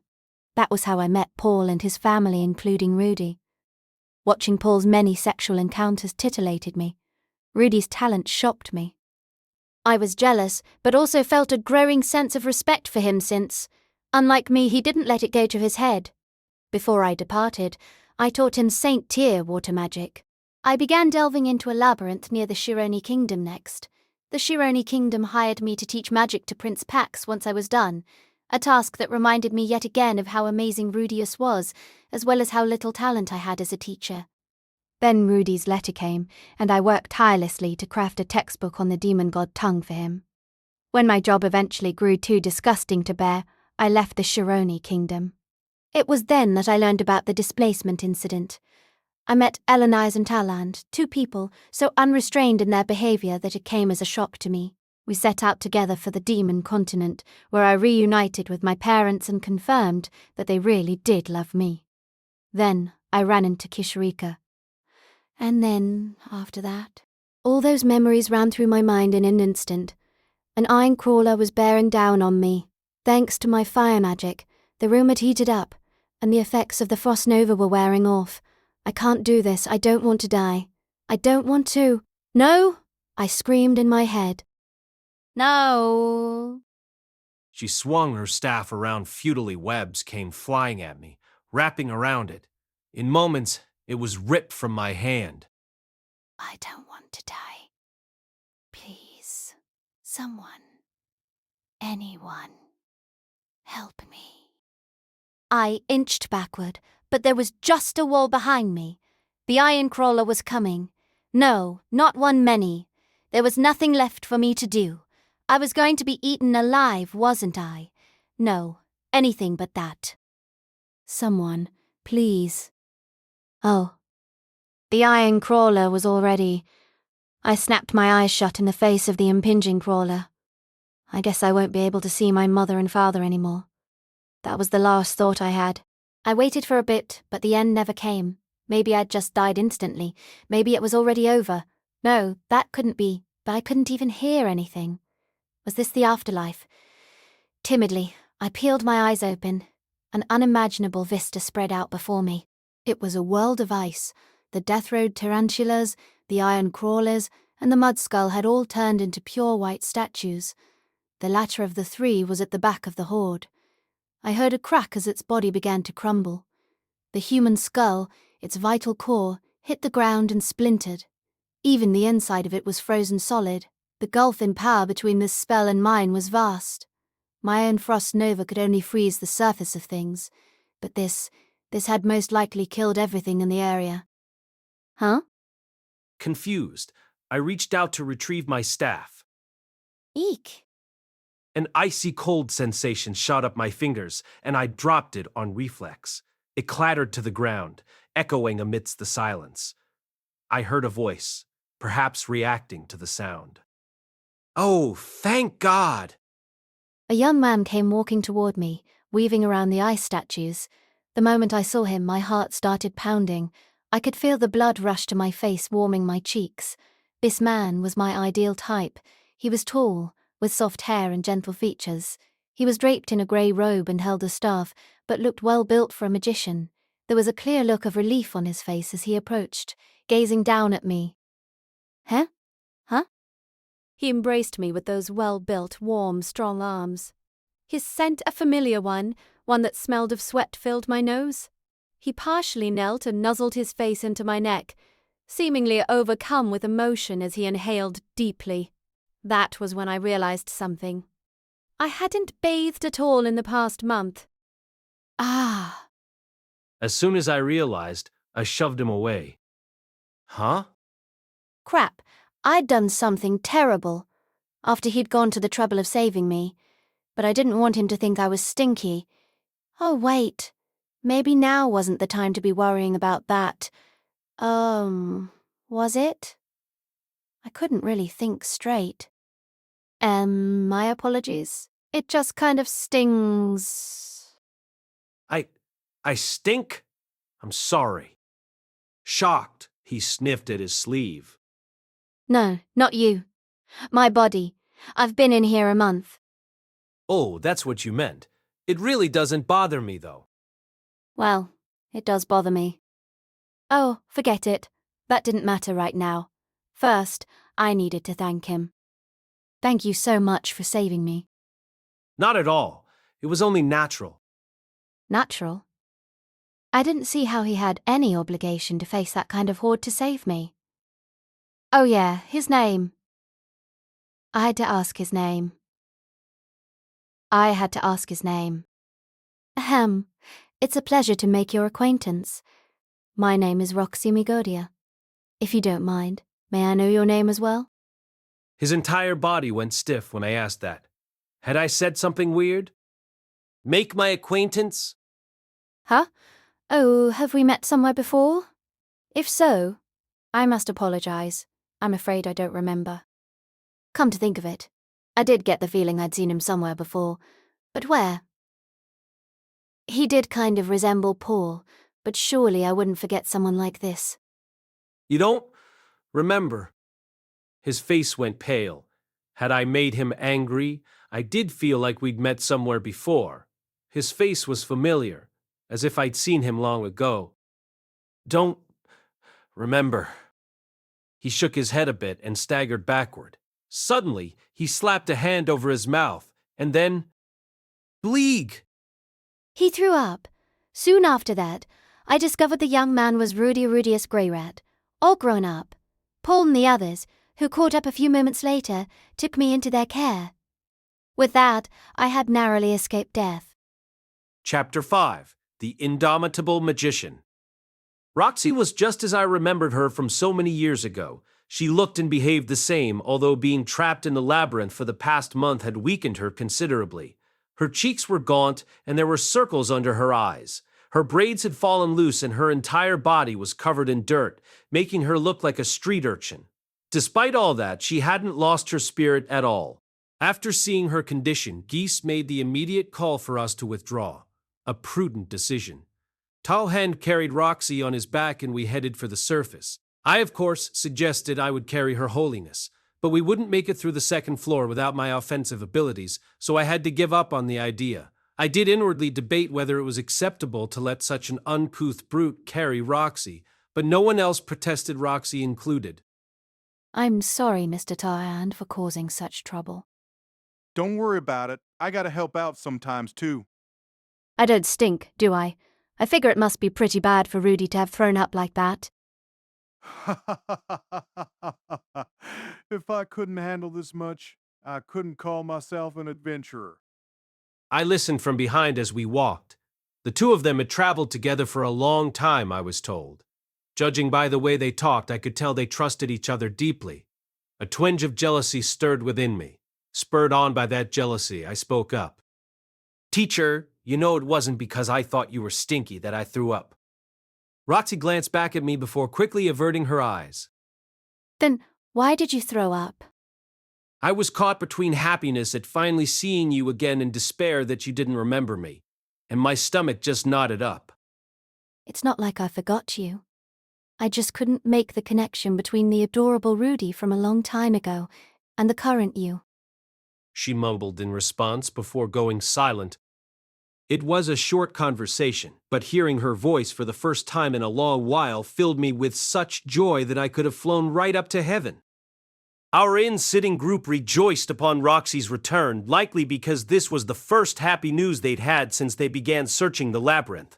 Granted, we'd only filled in the hole they dug themselves, but I wasn't going to say that. Regardless of the circumstances, this was a happy occasion.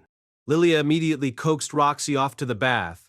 Hoping that there might be something I could do for her in the meanwhile, I hovered outside her room, but then Vieira shooed me away. She said it was rude to approach a girl's room while she was bathing. Of course, I didn't have any ulterior motives. I just wanted to do whatever I could for her. I mean it, really. Okay, yes, I did have a previous offense, but this time was completely innocent. I thought about defending my case, but decided to drop it. This was fine. It was me, after all. If I suddenly glanced to my side and saw her clothes sitting there, there was no guarantee that my hand wouldn't slip and pocket the small white fabric nestled on top. I couldn't give my perverted side the opportunity. Right now, my feelings were still innocent. So really, it was fine. We were going to rest for a few days to give Roxy time to recover her strength. That said, she was an adventurer. She had no major injuries, was still strong enough to walk unaided, and swore that with good food and a soft bed to sleep soundly in, she'd be back to normal before long.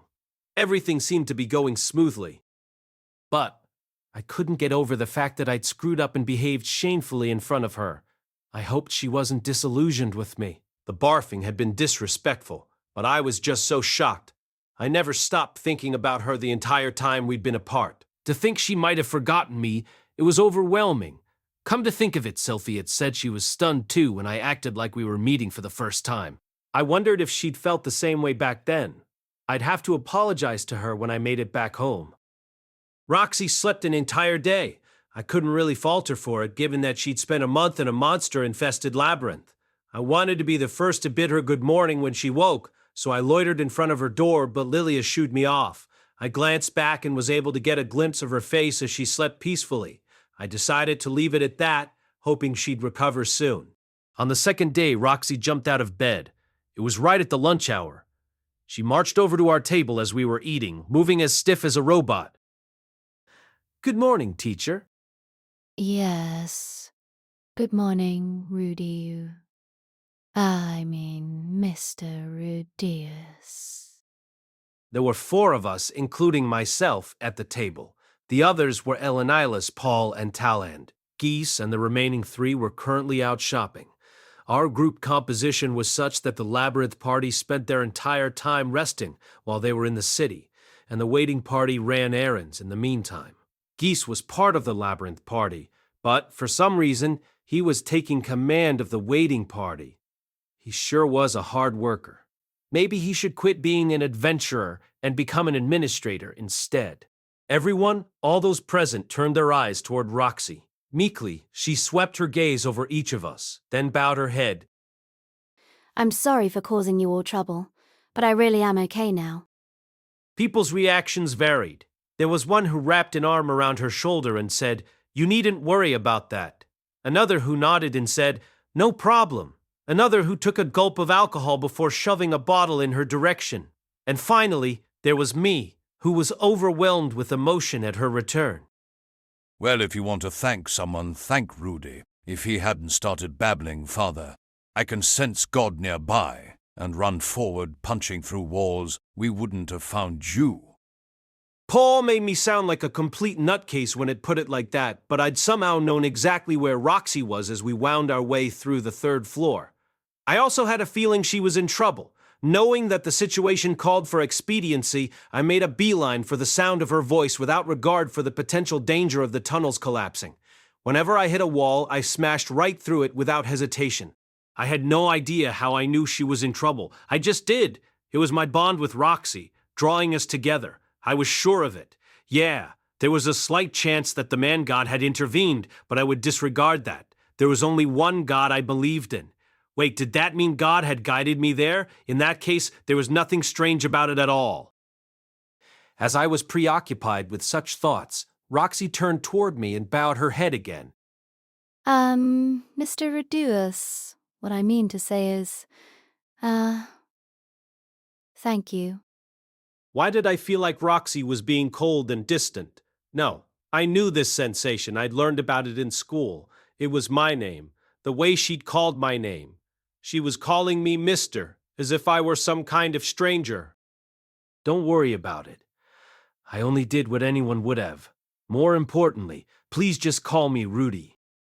But doesn't it sound like I'm being overly familiar if I call you that? What? But we are close. If I'm going to have my own teacher call me Mr. Rudeus, then I may as well make my father do the same. Hey, now why the hell would I do that? I'd like you to call me Rudy, just as affectionately as you once did. No matter how many years pass, I will always revere you, Roxy Magurdia, as my teacher.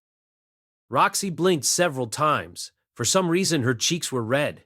Did she have a fever or something? She suddenly slapped her cheeks. Yes, you're right, Rudy. There, that's perfect.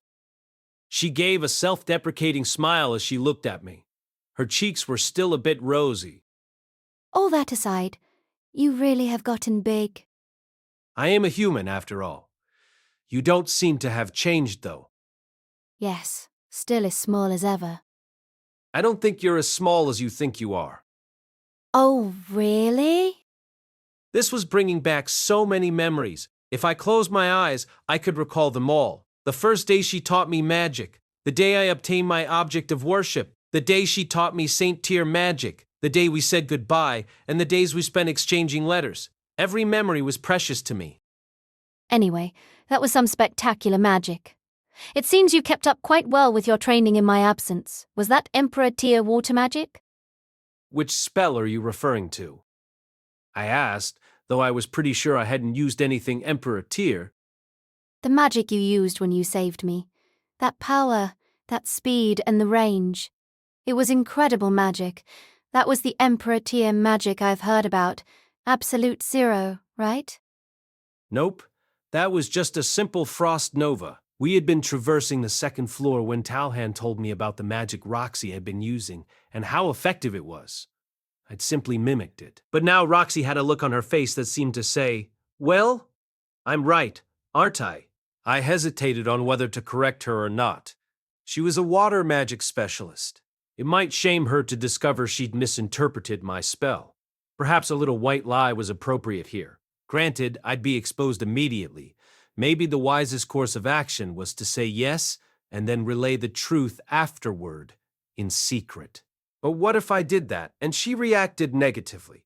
My stone cannon apparently had the same level of power as an Emperor Tier spell, but it was magic of a much lower level. How should I answer? Nah, that was a frost nova. It just had more power behind it than the one you use.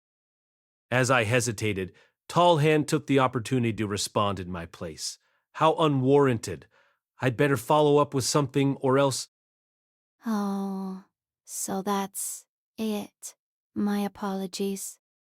Honestly, Roxy, you haven't changed at all. Though I do agree with you, it wouldn't strike me as strange in the least for Rudeus to use Emperor Tier magic. After all, he is considered the most powerful magician at the University of Magic. Though that last comment was unnecessary. Everyone's eyes gathered on me. Okay, this was my chance. My current abilities are all thanks to my teacher's guidance. Rudy, I keep hearing you've been claiming that, but do you honestly think that's true? Of course I do. Roxy's teachings were my foundation. Go outside and talk to people. Try to get along with others without prejudice, and always give it your best. Those words had taken root deep within me. It was thanks to them that I'd been able to establish the relationship I had with Rudeus, for instance. Sure, there were times when I couldn't live up to those teachings, but that was another matter. Humans weren't capable of living up to their full potential at every given moment. What mattered wasn't whether you always successfully lived up to your ideals, but whether you made them the key to how you approached the world. You improved on your own, completely without my teaching. You've grown into an incredible man, the complete opposite of a klutz like me, who got herself trapped in a labyrinth. She slumped forward onto the table with a thud. I could see the spot on her scalp where the hair swirled out from, which was kind of cute. The master is incredible, and so is the student. What could be better? Well put, that was exactly right. I wasn't particularly special, but Roxy was certainly an amazing person. So what if she lost to her pupil in a few narrow categories? That was no indicator of her value as a person. If you hadn't been with us, we wouldn't be here. Have a little confidence. Paul's words seemed to rally Roxy's spirits. She sat up and nodded. Geese returned after that. We proceeded with our meeting. We sat huddled together, the waiting party included. I said we'd wait and see about Roxy's condition, but I'm thinking we'll dive back in there in 3 days. Isn't that a bit hasty? Though it might not seem like it, labyrinth diving really wore a person down, especially one like the teleportation labyrinth, which was riddled with traps, forcing you to constantly watch where you stepped even as you were embroiled in battle. It was exhausting enough for someone like me in the rear, but the vanguard bore an even heavier burden. It's best for Roxy to get back in as quickly as possible. Yeah, I get what you mean. You're right. Paul nodded, but I couldn't quite agree. Wouldn't it be difficult for her to have to re-enter the place where she'd nearly lost her life before? Don't you think a little bit more rest is necessary for her? You may not know this, boss, but when you nearly die in a labyrinth, you gotta go back and quick, or you'll get a curse on you and never be able to enter again. A curse? Such a thing exists? Yeah, no clue why, but when you try to enter a labyrinth after that, your heart is just so filled with fear you can't do anything. I'd read about something like this in a manga once, a type of panic disorder, otherwise known as PD. I'd also heard that an effective treatment for it was to immediately retry whatever you had failed at. Apparently the same held true in this world. Plus, you're a beginner, boss. Going at a slow pace and diving in repeatedly will be good experience for you. I see, you do have a point. After that exchange, the others began jumping in. I can give you some pointers on doubling as a healing and offensive magician. We shouldn't repeat Rudy's method of punching through walls to navigate. The risk of cave-in is too high. If you want, I can go in front of you. I've been thinking, how about Paul and I switch positions? Geese kept us organized as we shared our thoughts on the previous venture, as well how we should approach the next. Everyone sounded deadly serious. I thought they might be a bit more jovial about it, but apparently not. Though weakened, they were still an S-rank party. There was little input for me to give at this meeting, except for answering when I was asked what I thought of my first labyrinth. They were pros. I was an amateur. No matter how good I was with magic, I couldn't forget those two things. Our last trip had gone well, but that didn't mean this one would, too. For the moment, we'll focus on mapping out the rest of the third floor. Depending on how things go, we can at least go deep enough to find the circle for the fourth floor. How's that? Agreed.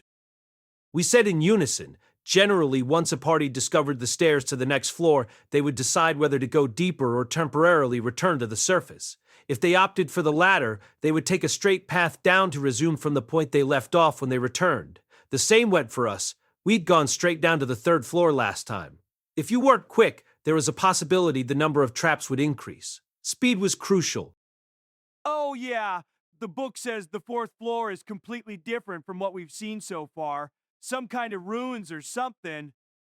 In that case, there might be 2 bottom levels. Well, let's save thinking about the fourth floor for next time. For now, we're focusing on the third floor. Gotcha. There were instances of long-existing labyrinths combining with others, forming a single labyrinth with 2 centers, 2 hearts with magically imbued crystals. These types were said to change in structure partway through. The teleportation labyrinth had that kind of layout, but that didn't necessarily mean it had 2 centers. It was a possibility, nothing more. In fact, according to the book, the teleportation labyrinth had only 1 magic crystal.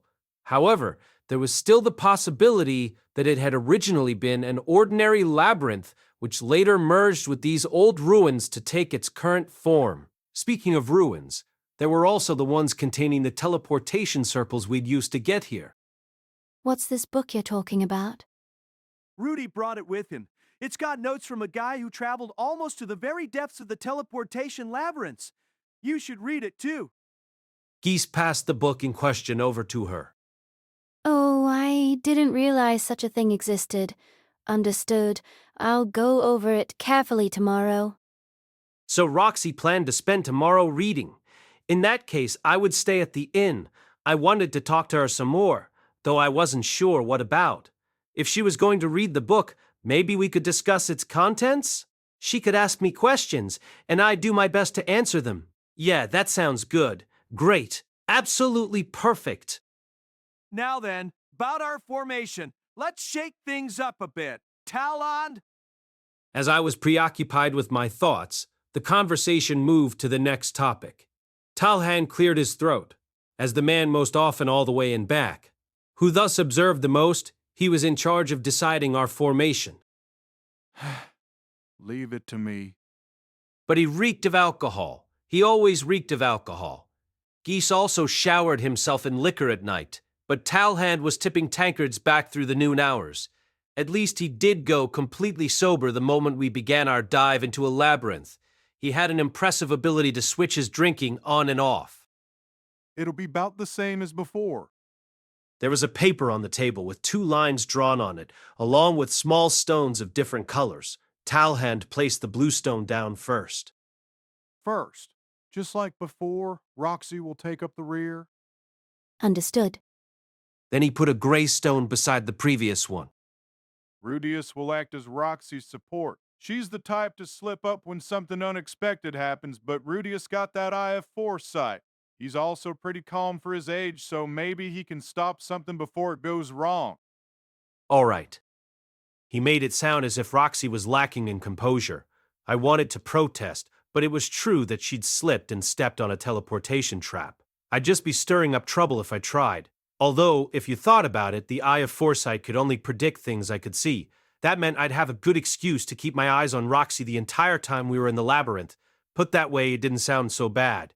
I was just happy to be able to look at her. Let's try switching out Elenilas and Paul. Paul, you go in front. Elenilas, you go behind him.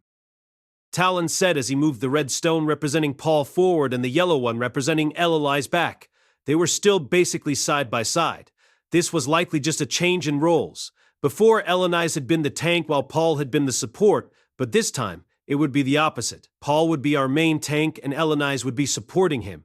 Geese, you'll be where you were before. Doubt we'll need it, but there'll be more monsters on the 3rd floor. I'll act as a shield for those in back. Scout, Geese, Vanguard Paul, Eleni's, Middle, Tall Hand, Rear, Rudeus, Roxy. That was our new formation, excluding Geese. We looked like a 5-dotted mahjong tile. Any opinions on this? I immediately raised my hand. Should I take this to mean that my role basically won't change? Yeah, you can talk to Roxy about the details of your teamwork. Upon hearing that, I glanced at Roxy. She returned my gaze, looking nervous as she gulped. All right then. I look forward to working with you, teacher. Yes, and I as well. I'll do my best not to hold you back. Just the opposite. I was the one more likely to be holding her back. I wish she'd be more confident. True, I might beat her when it came to mana capacity and spell usage, but the strength of a person's stats wasn't the sum of their worth. It was only with experience that one gained true power, and I felt like Roxy was ahead of me in that regard. She'd spent a whole month trapped and fighting in the teleportation labyrinth, and just days after being rescued, she was recovered enough to go right back in, as if nothing had ever happened. If that were me, if I were to experience something so horrific, I'd probably swear to myself to never enter that labyrinth again. As the Japanese proverb stated, a wise man stays away from danger. You could call me a chicken if you wanted. I knew I was a coward. Okay then, we're all done with that. Next is the waiting party. After that, Geese promptly gave his orders to the waiting party. He handed Vieira a list of supplies to purchase, then consulted Shiera about Roxy's condition. He also advised her to prepare whatever medical supplies she deemed necessary in preparation for Zenith's rescue. Finally, he entrusted Lilia with overseeing those tasks. If Geese was the leader of the Labyrinth party, then Lilia was the leader of the waiting party, and Paul was the overall leader of our group. He oversaw all final decision-making and kept track of everyone. Okay then, everyone. Let's prepare for 3 days from now. Dismissed. At Paul's order, the meeting ended.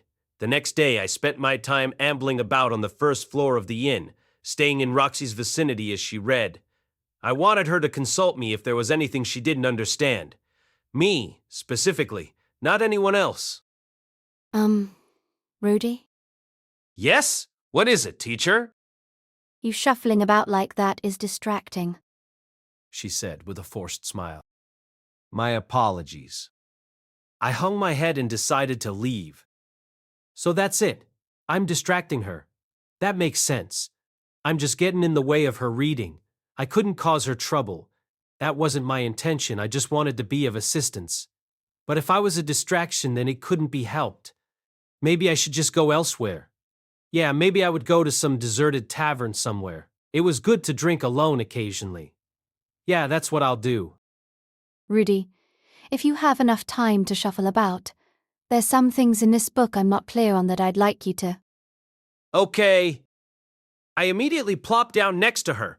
I think I broke a record for the fastest sit. If I were a dog and had a tail, it would have been whipping through the air like a propeller right now. Where is it? Please feel free to ask me anything. Roxy sure was tiny, though I was sure that was partly because I'd grown so much. If I put her on my lap, I could easily wrap my arms around her, though I was sure she'd be pissed at me if I tried. As I looked over at her, Roxy glanced up at me from the side. What's wrong? I asked. She quickly shifted her gaze back to the book. No, it's nothing. It's this part, right here. In the intervening years, my height had exceeded hers. Perhaps she felt discouraged by that. She did seem to be self-conscious about how short she was. Such were my thoughts as we spent the day together, reading. I was content. Chapter 6, Easy as Pie. With Roxy now in our midst, we resumed our exploration of the labyrinth. We moved just as planned, making a beeline for the 3rd floor. There were 3 types of enemies there. Mudskulls, now in addition to death road tarantulas and iron crawlers. The Mudskull was an A-rank monster. It resembled a headless giant made of mud, about 2.5 meters in height, with a girth that spoke to its durable nature. The creature had a skull buried in its chest area, which also happened to be its weak point, much like Jamila from Ultraman, or Sachiel from Evangelion. It moved slowly, but it could shrug off any blows dealt to the mud-covered parts of its body, and if it sensed it was in danger, it could hide the skull inside its body. The Mudskull's method of attack was to sling mud and use a spell similar to Stone Cannon. Those, however, were not the reasons why it was considered A-rank. Though it looked like a simple golem, the Mudskull was quite intelligent and capable of issuing commands to lesser monsters like Death Road tarantulas and iron crawlers. It would attack in formation with iron crawlers in the vanguard, Death Road tarantulas in the middle, and itself at the rear. In other words, it was a monster general. On the 2nd floor, the iron crawlers would rush up front while the Death Road tarantulas tried to pin us down by slinging webs at us. Now we had the Mudskull overseeing them, dishing out stone cannons as well. That had to be a tough dynamic for Paul, who already found himself in close fights on the 2nd floor to counter. Combat took everything they had. There was no way they could look for Zenith too. That wouldn't be an issue with Roxy and me in the group. The Death Road tarantula stationed in the middle posed little trouble, so I just had to take the lead in attacking the Mudskull in the rear while Roxy faced the iron crawler up front. Anything that remained was left to Paul and the others. Being made of mud, the Mudskulls were vulnerable to water magic. An abundance of it would wash them away. Fire worked as well. If I baked their mud dry, they couldn't move anymore. But my stone cannon was all I needed. I used my eye of foresight to snipe them, dealing critical hits to the skulls and their chests. 1 shot, 1 kill. I was an expert sniper, just a slow one like the FPS types that couldn't move their spawn point. Phew. Once the enemy was completely wiped out, Roxy breathed a sigh. I could see part of her face peeking out from beneath the rim of her hat. She must have used a significant amount of mana. She looked exhausted. Suddenly she returned my gaze, glancing up at me sideways. When our eyes met, she quickly averted hers. I'm about out of mana. I would like to rest. We returned to the main passageway and took a break there. I still had plenty of mana left myself. In fact, I hadn't even burned through half my supply. I was basically just using stone cannon after all, while Roxy was the one freezing our enemies with Frost Nova. It was no surprise she'd run out faster. I'm sorry for having such a small mana pool. No, I think you have more than enough. She used magic with exceptional precision, slinging spells in a narrow area without any missed shots. Occasionally her water cascade would splash Paul and the others, but her accuracy with the follow-up spell Icicle Field was so on point that only the enemies froze over. Precision required an appropriate amount of mana as well. Despite all that, she'd kept on fighting for quite a while. By no means did she have a small mana pool. Hers was most likely the same size as Sylphie's, if not larger. You'd like to find the magic circle leading to the 4th floor here soon? Geese scratched at his chin as he checked the book against the map. Almost 2 days had passed since we came down to the 3rd floor. It had taken the author of the book 5 days to delve this far. We'd outpaced his party and moved through the 3rd floor several times. mapping it all out. It was about time for us to find the next magic circle now. Rudy, can I borrow your back? Be my guest. Once I responded, she slumped against me. She'd rest like this whenever we took a break. I assumed it was because a person's back felt more comfortable to her than the stone walls surrounding us. A side benefit for me. You know, I never thought I would get to dive into a labyrinth like this with you. Me either. Say, is there anything I'm doing that I should be more cautious about? You've already got the essentials down when it comes to moving as a group, so there's no advice I can offer. Thank you! Using magic voicelessly with perfect precision. You really are incredible. Not at all. I still have much to learn. That's right, there was a lot more to learn. Seeing Roxy really made me feel that way. She didn't add on to the cards she had in her hand, but rather increased what she could do with the ones she had. She was combining the existing items in her arsenal to overwhelm her opponent. I was sure I'd done the same in the past, but at some point I'd started only using Stone Cannon and Quagmire. Not the best habit, but they were enough to beat most weaker opponents. Still, petty tricks of that sort wouldn't work against the stronger enemies I pictured myself facing, but I had no one of an appropriate level to practice against. I was aiming high, but there was nothing tangible in front of me to aim for. Thus, I wasn't improving. Rudy? Yes, what is it? If we're able to safely rescue your mother, and we both have the opportunity, how about going into a labyrinth sometime? Just the two of us. Just the two of us? Yes. We're a bit pressed for time right now, but labyrinth diving can be quite fun. So how about forming a party with just the two of us and trying out a simpler labyrinth together? A labyrinth, huh? To be frank, if it weren't for geese, I would have probably stepped right into a trap by now. Still, if anyone could venture into a labyrinth alone, it would be Roxy. She had a track record for clumsiness, but if I went along with her, we might be able to get through it. That sounds great. When we get back, why don't we give it a try? It's a promise. Yeah, a promise. I could see Roxy clenching her hand into a fist from the corner of my eye. I'm starting to feel a bit sleepy. I'm going to get a little rest. Sure, sleep well. After a few moments, I could feel her slump against my back. I'd accepted her proposal in the heat of the moment, but venturing into a labyrinth consumed multiple days at a time. I wasn't actually sure I'd have the opportunity to do that since I would need to help with child-rearing. Oh well, it wasn't as if we had to decide right way. If I had the extra time, then we could do it. Perhaps once our child was a bit bigger and Sylphie and I had more free time, I'd likely be over 20 years old at that point, but that wouldn't be a problem. I was just happy that she'd even invited me to join her party. It felt like she was acknowledging my skills. I had to be careful not to reveal my flaws in front of her. As I considered these things, I drifted off to sleep. After we discovered the circle leading to the 4th floor, we finished thoroughly mapping out the 3rd. There was no sign of Zenith whatsoever, so we decided to move on. The walls on the 4th floor were made of a familiar type of stone. It resembled the ruins we'd accessed to teleport here from the Northern Territories. Perhaps they were similar structures, except this one had turned into a labyrinth. Geese, what'll it be? Well, we seem to be doing fine. Great. Then let's scope out the 4th level a bit before we return to the surface. Paul said coolly, looking in my direction as I surveyed our surroundings. Back when Paul was down in the dumps, he'd looked like a complete lost cause, but he seemed pretty suave when he was at work. It wouldn't surprise me if this was the side Zenith had fallen for. If the same blood really did run through my veins, then maybe Sylphie wasn't just flattering me when she paid the same kind of compliments. Teacher, do I look handsome when I'm serious? I asked abruptly. It might have sounded a bit narcissistic. Roxy's eyes peered up from beneath the rim of her hat.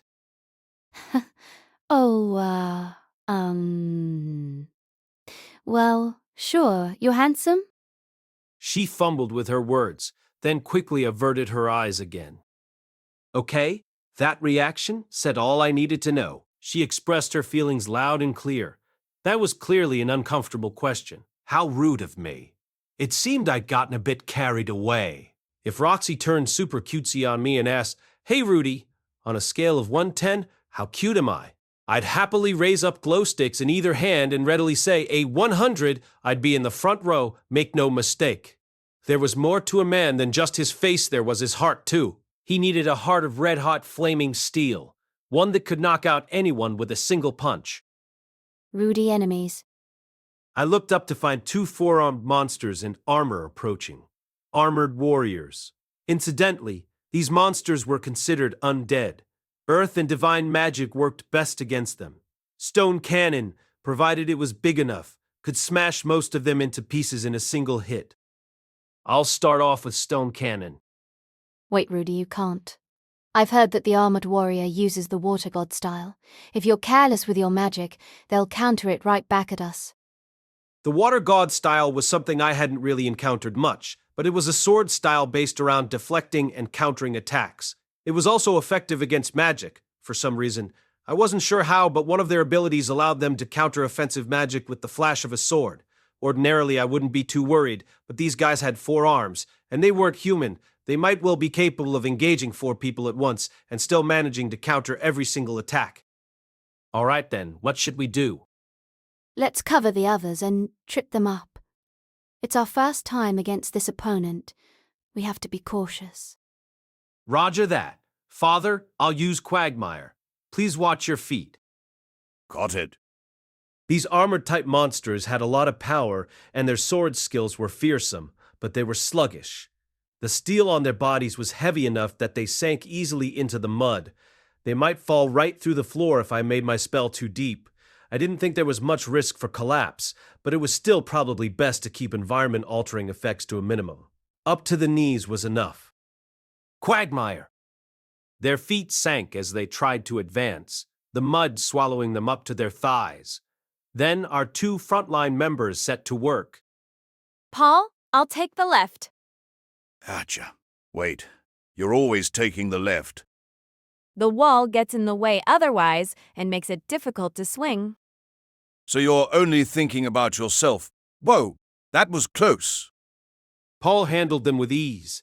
He deflected an incoming attack with his right-hand sword and soon severed one of the monster's arms with the short sword in his left. Their armor looked sturdy enough, but apparently that didn't matter. Swordsmen of the sword god style were beasts.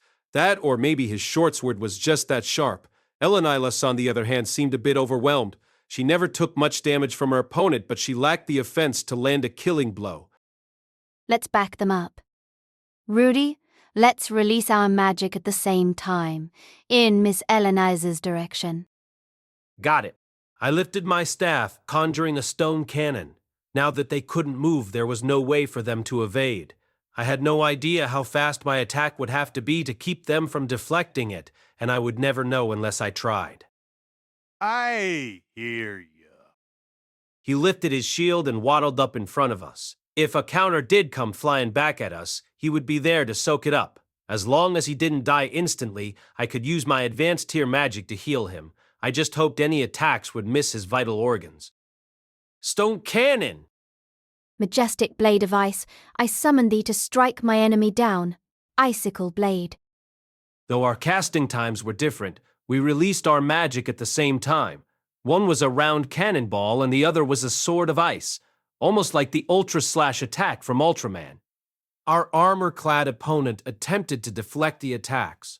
2 of its sword-wielding arms moved, switching its stance to defense. This gave the perfect opening for Elenilus to shield bash it, throwing it off balance. My cannon ripped right through one of its arms, severing it, while the frozen blade embedded itself deep inside the armor's chest. At the exact same time, Paul finished his fight as well. Should come as no great surprise, but these A-rank monsters don't go down easily, he commented, though our total battle time had lasted only a minute. We hadn't taken them down with a single blow, but it hadn't been a tough fight. Just what you'd expect from a man who had achieved advanced tier in all 3 schools of swordsmanship. Ability-wise, he had it in him to reach Saint Tier. No, if anything, Paul might already be as strong as any Saint Tier swordsman. People's strength couldn't be measured by rank alone.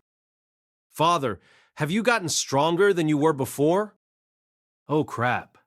I just said something that would boost his ego. Now he might start tooting his own horn. Nah, not at all. I'm weaker now than I used to be. Come on, let's get going. And don't let your guard down. But Paul didn't even so much as smile. He merely glanced my way before looking forward. Paul's words served as a sobering reminder. He was right. We were in a labyrinth right now. I had to pull myself together. My father sure was acting cool today. Norn would probably be delighted if I told her how suave he looked in action. What's this? What's that grin for, Paul? It's creepy. Elena Lies suddenly spoke up as she peered into Paul's face. She put a hand over her mouth and smirked. Come on, you don't have to make those kind of comments. Are you that happy that Rudeus complimented you? Oh, don't worry, I understand. Enough already, shut it. Nope, I take it back. Paul's still the same old Paul. We disposed of several more armored warriors after that, then began our journey back to the surface. The route up took approximately 5 hours on foot. This search was going to take us a while. I wondered if Zenith could really hold out in the meantime. No, we couldn't rush. We had to prevent any further accidents, like the one with Roxy. Things were going smoothly right now. I was nervous, but not too nervous. I didn't feel emotionally overwhelmed. We were in a good place right now. Keeping up this pace would benefit us the most. As soon as we reached the city, we all gathered for a meeting. There were several items we would need for our next venture in, so we set about picking those up. I also drew up some more spirit scrolls, since we were running low. Perhaps unsurprisingly, given that this was the Labyrinth city of Ripan, magic circle dye and parchment were readily available. Creating extras proved easy. All I had to do was draw one to use as reference, and Shiera would do the rest. Apparently, she was quite skilled at it, having previously worked drawing scrolls for the Millis Church. She promised she could have 50 copies done within the day. Now that was promising. Geese purchased some chemicals that were supposed to be effective on armored monsters. He informed us that this stuff, if aimed right, would coil around the creature's joints and slow their movement. When I suggested sprinkling oil on the ground to make them slip since they were so heavy, he laughed, saying Paul would be the one landing on his ass. I responded with a thoughtful "I suppose you're right," and Geese merely cackled. Paul and Elenilize went weapon browsing. Apparently they were trying to hunt down a bargain sword for Elenilize, the one she was using currently. Her restup was a magic item. When swung, it unleashed a slicing swath of vacuum, which wasn't best suited to battle against the armored warriors, who were a tough opponent to beat regardless. I could understand why she wanted a different weapon. The short sword Paul wielded in his left hand was a magic item he purchased in Ripan. It had a steel cutting ability, which meant that the tougher his opponent was to slice through, the sharper his sword became.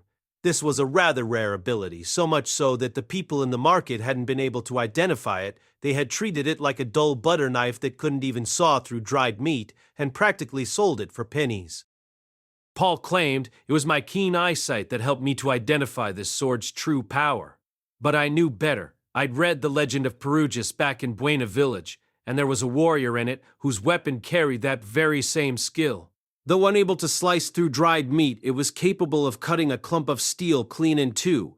Paul must have known what it was the moment he heard that line about it not even being able to saw through dried meat. Anyway, it made sense now why his attacks against the armored warriors were so effective. Even though he wielded it in his weaker hand, it would still pack a punch as long as he landed a clean hit. Elenilus purchased a single gladius, one that apparently had the ability to emit a shockwave when thrust forward. It didn't do that much damage, but it did allow its wielder to gain some distance from their opponent by sending the latter flying backward. That made it quite useful, so it cost a pretty penny, but Elenilus just produced a round, magically imbued crystal from her pocket and made the purchase. How many of those things did she have on hand? That night, I went out drinking with Roxy and Talhan, the latter of whom invited me by saying, "You're an adult now, so you can go drinking, right?" There was no way I could chug alcohol in front of Roxy, though, so I was just tagging along. This was supposed to be a meeting between 3 magicians, but at some point, Professor Talon began lecturing us on what makes a real man.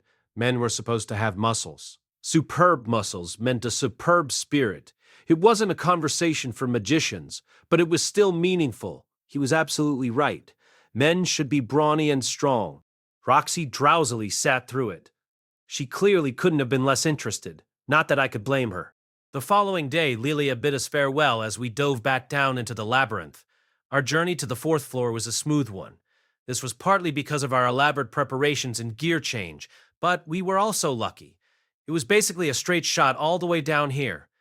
Tim-wise, it only took 3 hours. We had almost no run-ins with monsters, either.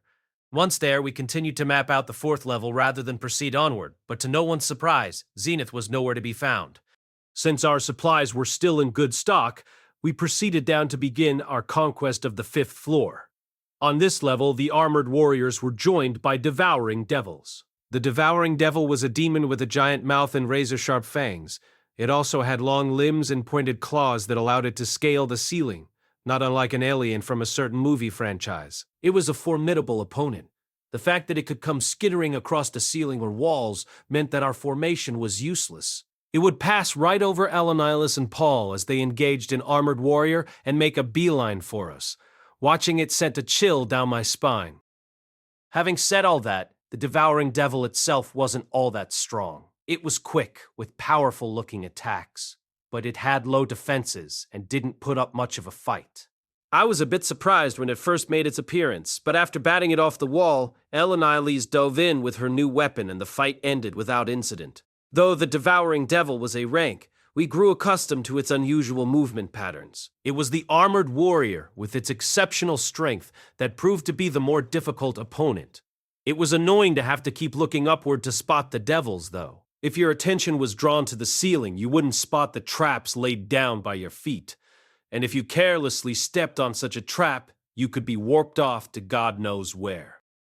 All right, time for our secret weapon.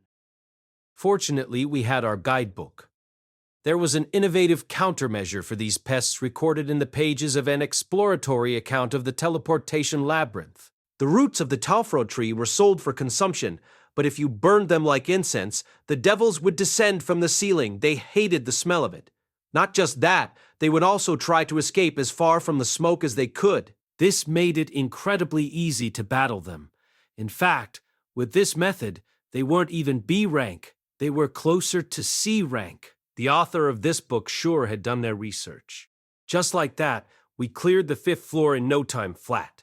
Unable to locate the circle leading to the next floor, we were forced to wander about a bit, but our objective wasn't to explore the place. We were here to find Zenith. Everything was fine. In fact, this was going swimmingly for us. Finally, we arrived at the 6th floor. Well, Geese? We can't keep going. Geese gave a short reply to Paul's ambiguous question. We'd hardly used any of our supplies, so we were well prepared. Plus, we were on a roll. Mushoku Tensei Vol12 by Rifujin Maganote, cast by Artale Studio. If you are interested in creating your own audio drama like this, please visit artale.ai and use promotion code ARTALE to activate your account. Now, enjoy the story. K, no turning back. Let's keep going then. Yep. There was no need to return as we had supplies and were ready. Our search would continue. The 6th floor was covered in devouring devils. Armored warriors disappeared entirely, leaving only the pesky ceiling crawlers. The fights went smoothly thanks to the incense, but there was still far too many of them. So many, in fact, that you had to ask yourself, just why are the things so numerous here? The reason became clear as we encroached upon the deepest parts of the 6th floor. There, in the room leading to the next magic circle, was a nest. A swarm of the beasts crowded within, and countless eggs sat at the edges of the area. They were dark, oblong shapes coated in liquid not unlike the cockroaches from my world. It sent a chill down my spine just looking at them. Perhaps there was a queen somewhere, and she was using Zenith to help birth her eggs. The thought drifted into my head, but there was no indication that the devouring devils had any such habits. They did swarm together, but they didn't seem to have anything resembling a queen, just like cockroaches.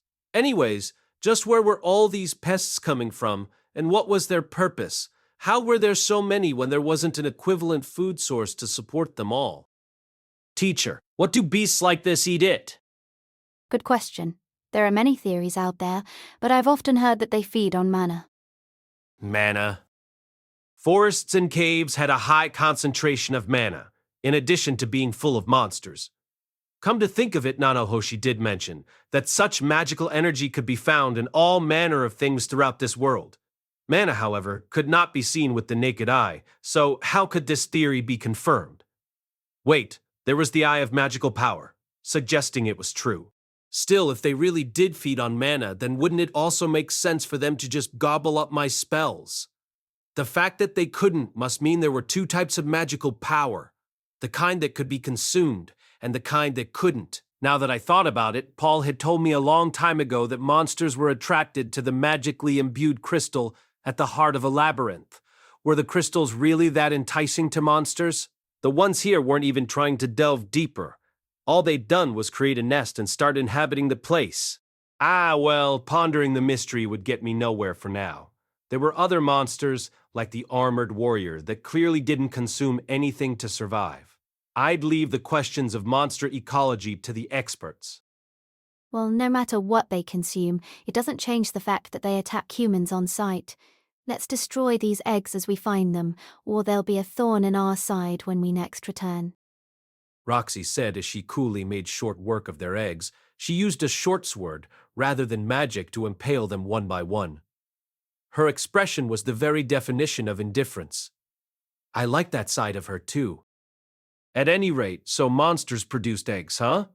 I wondered if armored warriors had offspring as well. I pictured a mini version of them as big as a felt doll, carrying a toy sword and waddling around. I imagined their armored mommy and armored daddy watching over them happily. Then, suddenly, footsteps and intruder. The armored mommy and daddy instruct their son to hide as they step out onto the battlefield. Paul appears before them, his face like that of a demon. He brutally murders the parents with a short sword that is especially efficient at ripping through their armor, not unlike pesticide against insects. The child witnesses this and learns that humans are the enemy. He grows up and morphs into a beast that attacks humans on sight. Yeah, okay, that was a ridiculous thought. Rudy, what are you spacing out for? Please help out. Oh, right. I did as requested and began smashing the eggs. The other 3 rooms linked to this one were also stuffed full of the things. There were no sign of any of them being close to hatching, but if one did, the larva would try to cling to whatever human it saw. Our cleanup ended pretty uneventfully after that, without a single newly hatched larva popping out to try and cling to Roxy's crotch. Finally, we arrived at the depths of the labyrinth, the very place written about in the last pages of our book. It was a spacious, square room constructed of stone. There were 3 magic circles near one of the walls facing away from the entrance of the room. If that were all, the place wouldn't have seemed special. But the room was absolutely empty except for the circles. The room before it had had a virtual swarm of devouring devils, and more than 100 of their eggs to boot. Yet the only thing in here were these circles, almost as if this were holy ground where neither eggs nor the creepy crawlies that birthed them dared enter. Only one word could sufficiently describe this phenomenon: abnormal. It's the Guardian. It does give off that vibe. Keeps your wits about you. All 3 of them held their weapons close as they spoke. Perhaps it was common for the room just before the boss's lair to have an unsettling vibe to it. Well, which one's it gonna be? Geese held our guidebook in one hand and investigated each circle. Everyone else stood by the entrance, waiting. I'll help out. I offered to join him, as someone who'd assisted in the creation of summoning circles before. Yeah, that'd be great. For some reason, Roxy scuttled along behind me. Her presence would be reassuring, at least. How does it look? Just like the book says. One by one, I checked each the circles before us against what was transcribed in the book. The book, by the way, said the following. There were 3 magic circles.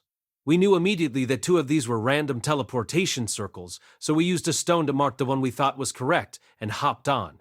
However, this was a trap. I was transported to an unfamiliar space, finding myself trapped between tightly packed, black, slimy bodies. That's right, a devouring devil's nest. The moment they saw me, I'll spare you the battle scene that followed. I immediately spotted the stone they'd used as a sign. It was a beautifully polished, fist-sized rock. The number 6 was carved into its surface. We hadn't seen anything like this on the previous floors. Makes you feel kind of emotional seeing it, doesn't it?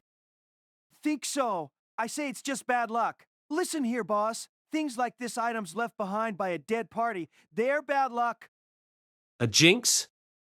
Yeah, that's right, a jinx. Okay, but it's not like their whole party was wiped out. As we talked, I continued to inspect the circle in front of us. It perfectly resembled the two-way circles we'd used to travel back and forth numerous times up until now, and yet this one was different. If stepped on, this one would randomly teleport you. Or perhaps you didn't even have to step on it, maybe. Once activated, it would warp anything located within the room. This meant one of the other two had to be the correct option, yet both of them very clearly had the characteristics of a random teleportation circle. Rudy, can you tell which one is the right one? Nope, I'm clueless. Nanahoshi might know if she were here. Nanawashi? Who is that? A girl studying teleportation, or rather, summoning at the university. She knows a lot about magic circles, so she might be able to weigh in. See, could she be your lover? Nanahoshi? No way. As I did, I thought to myself, if only Nanahoshi were here, or Sylphie, or even Cliff. The first two would have been impossible, but maybe I should have brought Cliff after all. Maybe I should go back and fetch him, but it would take 3 months to travel both ways, maybe as long as 4 months. Cliff wasn't accustomed to being on the road. Nah, even if I did fetch him, he might say, I don't know either. Actually, I did some research into teleportation at the university, but I'm embarrassed to say I can't make heads nor tails of this. You research teleportation? Yeah. I see. I should have expected as much from you, Rudy. Not everyone can think to pin a problem down at its source rather than searching blindly for answers. She seemed to have misunderstood. I'd just followed the man-god's advice. Not that I could really share that with Roxy, since my motives for doing so were impure. Some things were better left unsaid. Well, it's an obvious conclusion to come to, as a pupil of the great teacher Roxy.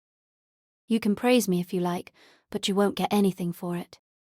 We finished our examination of the circles. Well, boss, figure anything out? Nope, nothing. My knowledge of magic circles came primarily from the book anyway. If the correct answer wasn't in its pages, then it was outside my area of expertise. I'd done some additional research into teleportation, of course, but this was still beyond me. There was one thing I knew. The 3 circles before us were abnormal. I'd helped Nanahoshi with enough magical circles in the past that I could tell. A change to the smallest, most intricate parts of a circle would alter its effects. That was why I could confidently say none of these were normal circles. If what the book says is true, one of these two is the correct circle. What you mean is that you don't know either? Exactly. We returned to the entrance to the room, sitting down in the circular formation that Paul and the others had taken as they rested. There, we reported the details of our... Jack, 2 choices, huh? Oh my, 2 options. Damn it, 2A. None of them looked pleased by the news. 2 options are really gonna screw us. It'd be better if we had 3. As he gazed up at the ceiling, Geese reminded me of a certain anime character in the Italian mafia who wears a strange hat on his head. It sounded like they had some ill memories associated with choosing between 2 options, which didn't come as a surprise to me. Is this a jinx too? Yeah, it is. When we've only got 2 choices, we gotta let Ghislaine choose. Or whatever we do, it'll end in failure. Paul and the others nodded in agreement. Ghislaine, huh? That name brought back memories. As a beast folk, she certainly did have a good enough sense of smell to sniff out the correct answer. Elaine, if only she were here right now. She was only ever useful in times like this. She never listened to instructions during battle and ran in head first, almost like she didn't understand a word anyone said. She couldn't read, write, or do arithmetic, and she'd get enraged anytime you talked about something she didn't understand. But at least when we only had 2 options, she was weirdly able to pick the right one. Wow, they were sure saying some cruel things about her. Poor Ghislaine. I hoped they'd stop at that. She was, after all, one of the teachers I respected. Please give her a break. She can now read, write, and do arithmetic. Ghislaine had worked hard. She still tripped up when it came to addition that required carrying numbers, but she'd busted her butt to learn division. I heard about that from Paul before, but I won't be fooled. There's no way that pup can function like a normal person. I heard the very same, but to be honest, I can't believe it either. The two of them certainly were skeptical. Not that I didn't get it, Ghislaine certainly had been a bonehead. This felt strange, though. All of Paul's former party members were gathered here, all except Ghislaine, the very same woman who'd been the only member of the group to maintain contact with Paul after their fallout. The only one who knew Buena Village out of all of those gathered here. Yes, strange indeed. Forget that. What are we going to do? There were 2 circles. Which were we going to proceed through? Rudy, even you weren't able to tell, eh? Unfortunately, no.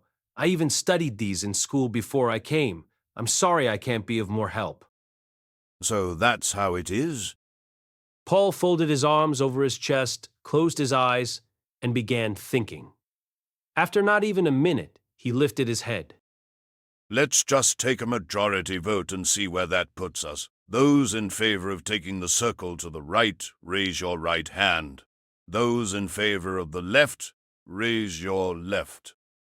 Each person raised their hand at his command.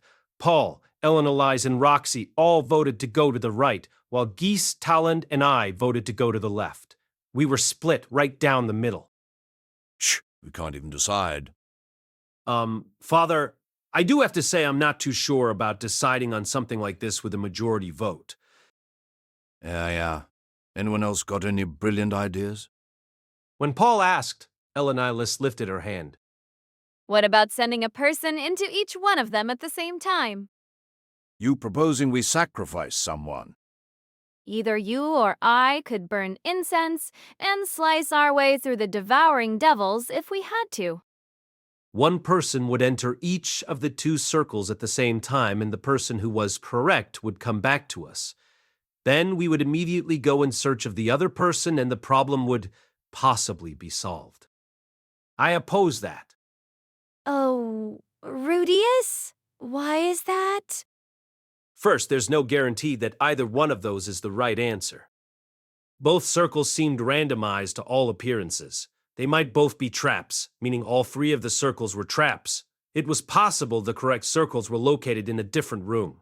Admittedly, that seemed unlikely. The book said they'd searched each room on every floor before moving on to the next. If I were to trust the author, then this was our final destination. But the position of the circles and their shapes, all of it felt deliberate, deceptive. Something felt off. Why would anyone even make a trap that had a 50-50 chance of success? Wouldn't that defeat the purpose of it being a trap? Besides, if whoever had created this had gone to the trouble of preparing a fake 2-way circle, was the solution really as simple as one of the 1-way circles being correct? If that was all there was to it, why even bother having 3 circles to begin with? Maybe we'd missed a hint somewhere? No, this wasn't an escape room game. A labyrinth wasn't obligated to dish out hints for us. Well, Rudeus, do you have a suggestion then? No.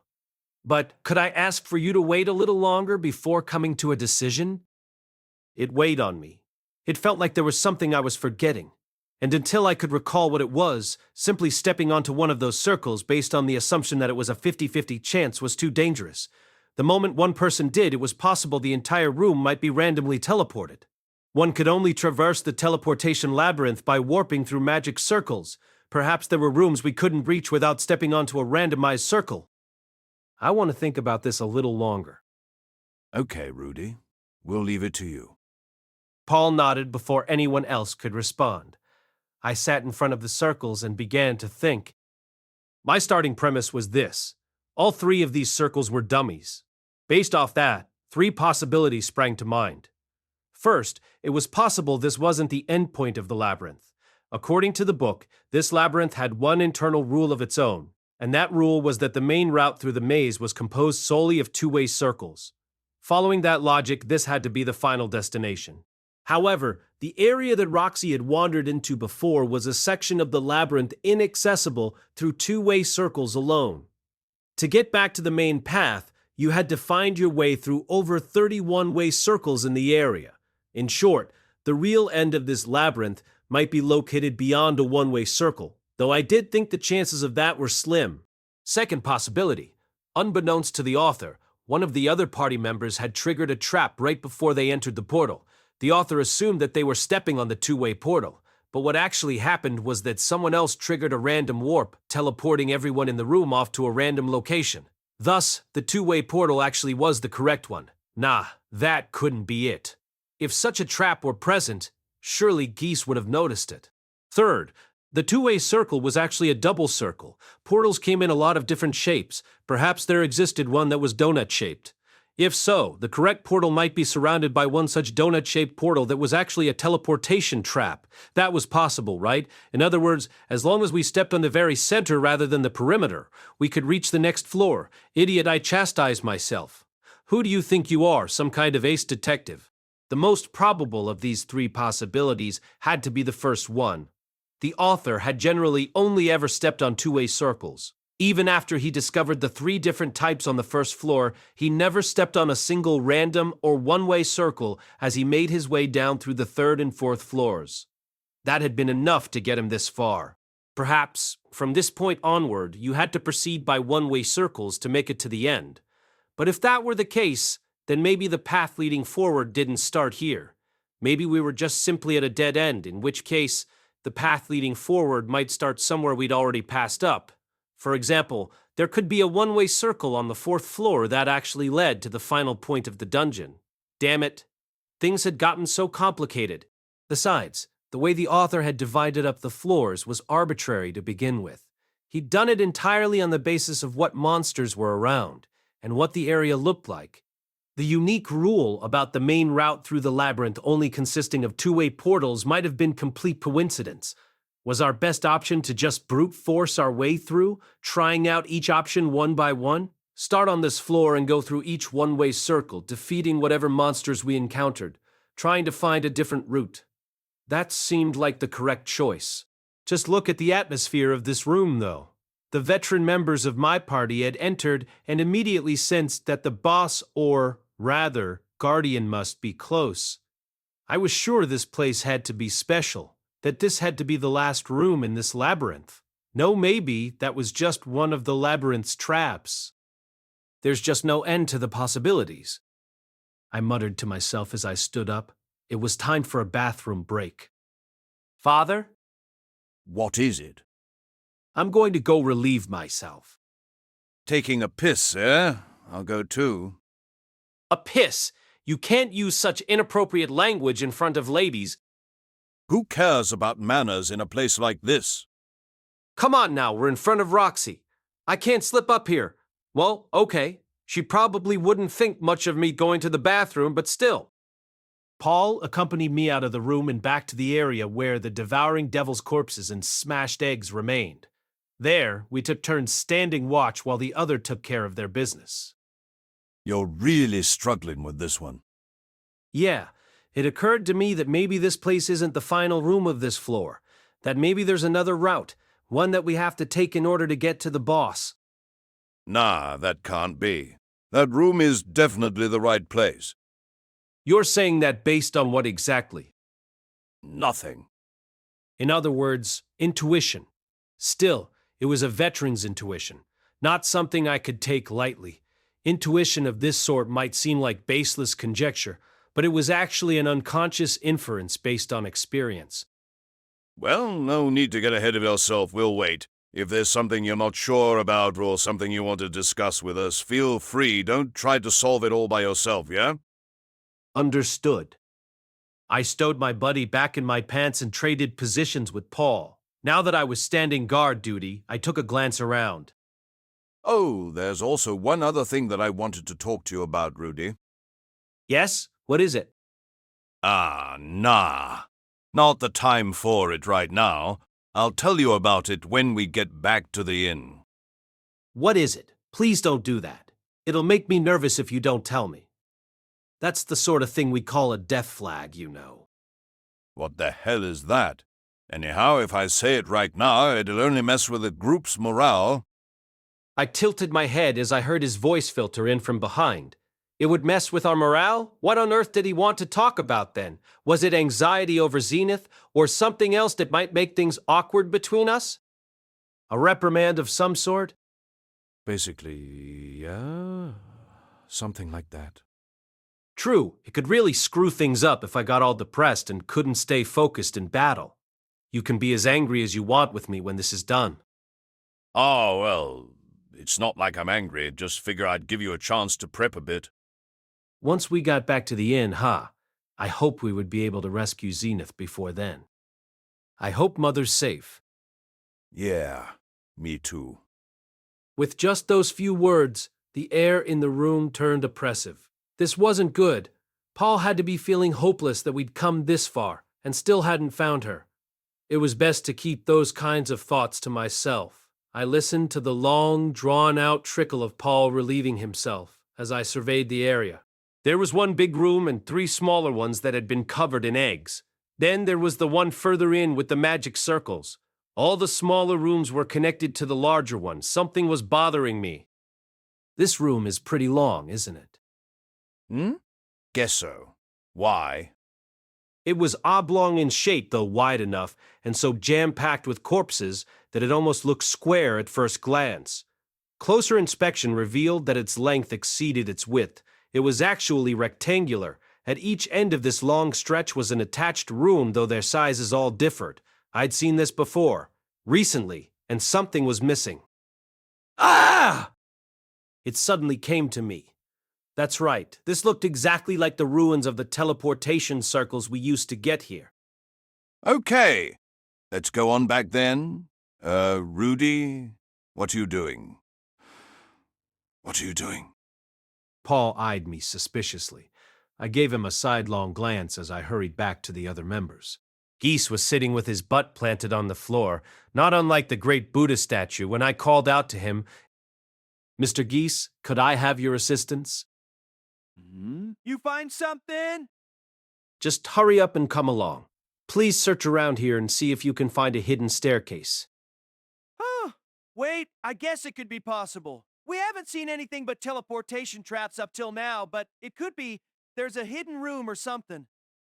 Geese, having convinced himself without any input from me, got down on his hands and knees and began searching the floor. He put his ear to the floor, face tense. Then he withdrew his short sword and began rapping the pommel against the ground. Hey, it's here! It's here! Boss, there's a cave under here! Can you open it up? Give me a sec. No good. I can't open it. Probably the type you gotta pry open. There won't be any problems if we break it, will there? Nah, there's no traps. Okay, boss, let's do it. Aim one right here. Geese said as he carved an X into the ground. I unleashed my stone cannon at the appropriate area. The earthen bullet was deflected with a resounding clang, leaving the floor below it indented. Did I hold back too much? A little stronger than that. You can do it, right? Yes. I increased the potency and aimed another shot.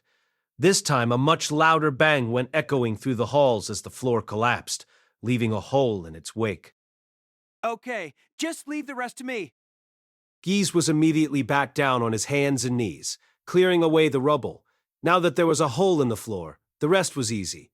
It took no time at all for him to widen the cavity, transforming it into a square-shaped opening. Beneath it, stairs cascaded downward into the darkness. Amazon! Leave it to you, boss! Can't believe you figured it out! Well, I've seen this kind of layout once before. The ruins around the teleportation circle we'd used to get here had 3 empty rooms within it, and one more with a staircase. I suspected the 4th room had once looked just as simple as the rest. Perhaps the stairs that led down to the teleportation circle had once been hidden, just like these were. Back when the ruins were still in use, each room must have been furnished, making it impossible to spot the hidden staircase with a simple glance. Perhaps the reason it was so visible now was because the covering had weakened over the years, or someone had destroyed it. Okay, everyone. Boss found us a set of hidden stairs. At the sound of Geese's voice, The other members got to their feet. They wandered over and examined the stairs, gasping in astonishment. God. Talon guffawed, slapping a hand on my back. Ouch! That's my son. Paul declared loudly, following the dwarf's example with a slap of his own. Ouch!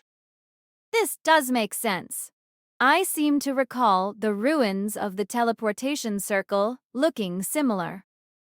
Elenilis clapped me too. Don't get too in a tizzy. There might be traps. Boss, pass me 3 of your scrolls, and here you go! Geese punctuated his words with a smack of his own. When I glanced over my shoulder, I saw Roxy with her tiny hand lifted in the air. Our eyes met, hers peering up from below, and her hand came to a gentle stop against my back, barely brushing against me. There. You did a good job. Her expression was tinged with disappointment, as if she couldn't quite stomach the success of her pupil. Every single one of my deeds was directly linked to her, so I didn't see the need for her to feel vexed. That's it, I decided. If word of this moment gets out, I'll brag that it was actually Roxy who gave me the hint. Alrighty, let's get going. Keep on your toes, everyone. Yeah. Everyone nodded together. At the foot of those stairs was a teleportation circle, a 2-way type, one that was a deep blood red. Chapter 8, The Guardian of the Teleportation Labyrinth. Up until this point, all the teleportation circles had emitted a pale light, but this one was red, a color that signaled danger. The words red zone came to mind. It's here, beyond this point. That was surely his intuition talking. But what was the it he was referring to? Zenith's prison or the Guardian? Regardless, I felt strangely confident, myself confident, that the final part of this labyrinth lay before us now. What'll it be, Paul? We still have supplies, but we could turn back for now if you want. We'd had an easy time on the 6th floor. The devouring devils had been little more than trash mobs thanks to the Talfro route. We hadn't really used any of our supplies. We were still fully stocked. We could go on. Plus, we'd had plenty of time to rest in the previous room. No, let's keep going. Everyone, check your gear. Got it. Upon hearing Paul's decision, we all plopped down on the floor and began examining our equipment. Come on, Rudy. You too. At Roxy's prompting, I took a seat myself. I extracted everything I was carrying from my bag, lining them up on the ground to take stock of what we had. Not that I was carrying too much. All I had were a couple of spirit scrolls. Do you want a couple of my scrolls? Roxy had hidden a few in her bag just in case the need arose. They had advanced tier magic in them. She could dish out spells fairly quickly thanks to her shortened incantations, but advanced tier magic required some lengthy chanting. There was bound to be a time when reciting the words would take too long. These were her hidden trump cards. That might be a good idea. Can I have a few of your healing ones, then? Certainly. I could use voiceless magic, so I had no need for advanced tier scrolls. Healing magic, however, was another matter. It would be good to have these just in case my throat or lungs got crushed like before. Roxy passed them over to me, and I folded them up and tucked them into my robe. If I didn't end up using them, I could just return them later. Actually, I'd like to take one home and have Nane Hoshi or Cliff recreate it for me. Wait, making copies without permission was forbidden, wasn't it? Though I didn't figure I'd get caught if it was just for personal use. I've no idea what kind of guardian we'll face, but we have plenty of firepower. I'll work as hard as I can to support you so you don't have to use any of those scrolls. Please do. I can be a bit of a coward at times, so please help me out if I need it. Of course. You can count on me. Roxy knocked a fist against her tiny chest. It was reassuring to hear her say that. Rudeus, Roxy. Suddenly, Elenilis tossed something at us. After I caught the flying object in my hand, I realized it was a marble-sized rock, one of the numerous magically imbued crystals that Elenilis carried on her person. If you run out of mana, use those. Are you sure? I'm just lending them to you. If you don't use them, hand them back later. Oh, sure. Got it. It wasn't uncommon for a magician to run out of mana when exploring the labyrinth. Ordinarily, the group would withdraw in such a situation. That was why they defeated all the enemies they encountered, so they could retreat, recharge, and press forward once more. When it came to fighting a guardian, on the other hand, I'd heard there were times when you couldn't run. Apparently, you might even find yourself locked in an arena-type area, unable to leave until you defeated the creature. The red circle before us looked like a two-way circle. Perhaps it was actually one way. If so, then we would need some way to recover our mana once we stepped through. Okay, is everyone ready? We rallied to our feet at the sound of Paul's voice. I glanced at everyone's faces, noticing their expressions pulled tight. I needed to put my game face on, too. Rudy, what is it? I feel bad for saying this to you at a time like this, but... There it was, a death flag. Then please don't say it. Okay. Paul looked disheartened. Perhaps that had damaged his morale a bit. But I couldn't have him say anything important before our final battle. Anything he had to say, he could say it once we returned home. Okay, let's go then. We exchanged glances with each other and hopped onto the circle all at the same time. The area we warped into was vast. It looked like the reception hall of a palace, modeled in an oblong shape the size of a baseball field. There were thick pillars at the corners of the room, and the ceiling was so high you had to bend your neck backward to see it. The floor below our feet was covered in tiles, each of which was engraved with its own complex pattern forming a relief. If I had to pick a single word to describe the place, majestic would do it. Whoa! There was a monster located within the depths of this ashen palace-like structure, an enormous one, approximately twice the size of a red worm. Even from afar, I could glimpse the twinkle of its emerald green scales, as well as its short, stout body and the numerous heads that grew out of it. A Hydra? Seriously? Never seen one of them before. His words jolting my memory. That's right, this kind of creature was called a Hydra. It was an enormous dragon with 9 heads.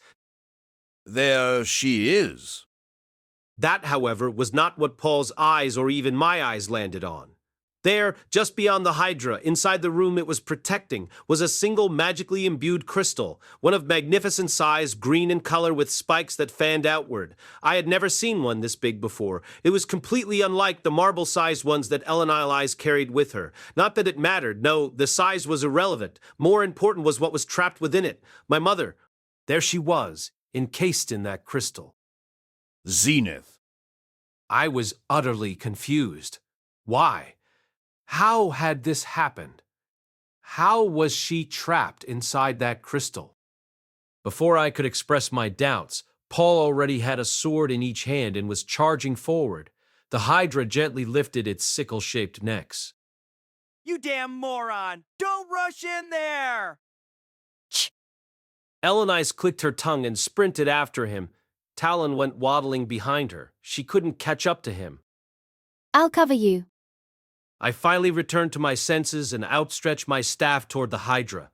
First, we had to defeat our opponent. I'm going to take down this monster in one hit. I charged my stone cannon with the same potency that had sent even a demon king sprawling. Silent fist of the frost giant. Ice smash. Roxy recited an intermediate tier incantation and leaped into battle. A block of solid ice went plunging toward the creature, buzzing right past Paul before a jarring sound like nails on glass split through the air. What? The Hydra was completely unscathed. Was it resistant to ice? The possibility crossed my mind for a split second, but Paul was already about to arrive at the creature's location. Stone cannon! I released my charged shot. The perfectly polished earthen bullet whistled through the air. It passed right above Paul's head, just as he was a few steps short of the enormous serpent. Was it deflected? The creature couldn't have evaded it. My cannon had to have hit. The shot was dead on. I knew it was. I was certain.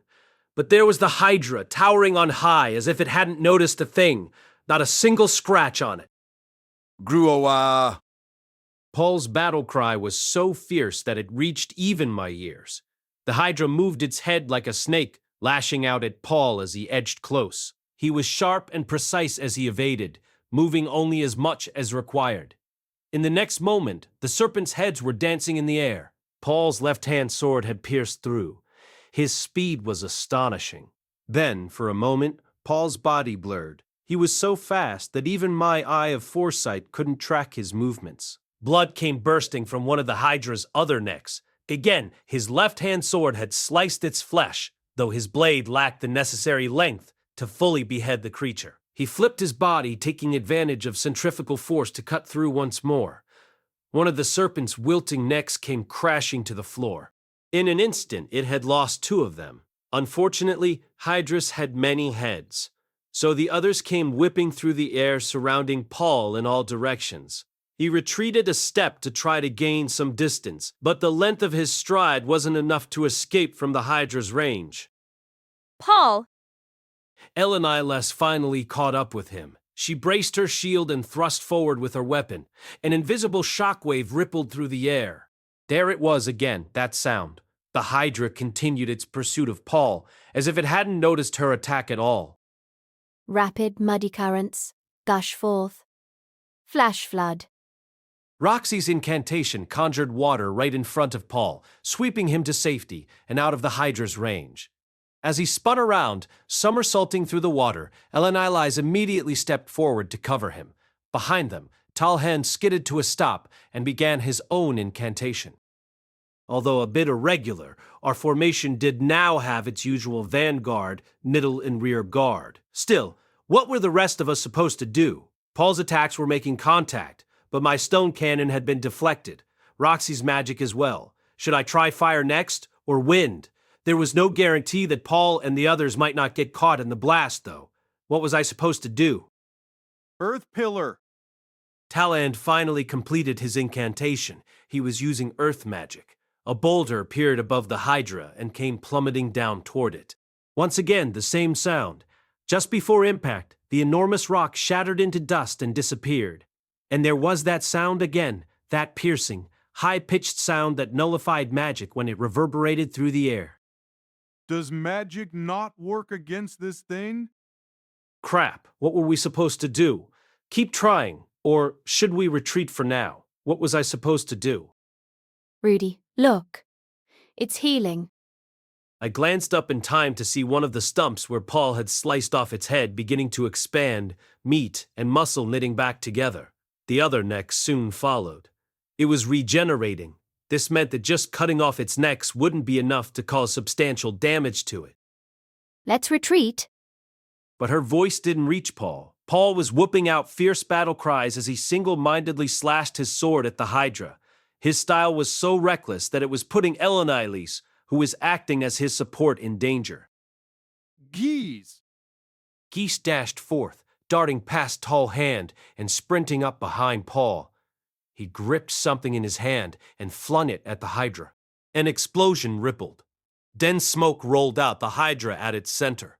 A smoke bomb? Geese yelled out something as he looped his arms beneath Paul's, pinning him from behind. However, Geese alone wasn't enough to hold Paul down. In seconds, the latter was close to shaking him off until Elenilas bonked Paul over the head with her shield. Ah! Geese relinquished his hold, spoke a few words that I couldn't catch, and Paul began hustling back toward us. Rudeus! My body moved. I focused all the mana that I could into my hand, conjuring up a dense white mist in the empty space between Paul and the Hydra, a smokescreen. Through it we could hear the rumble of the creature's approach, but fortunately it wasn't all that fast. Paul and the others were able to make their way back to us. Rudy, let's retreat. Back to the magic circle. Yes, teacher. I led the way and hopped onto the teleportation circle. Everyone made it out safely to the other side, Roxy, Talhan, and Geese, as well as Paul, who was huffing and puffing. Then, finally, an injured Elenilas appeared from behind him. Blood was trickling from a wound she'd sustained on her shoulder. Are you all right? Just a scratch.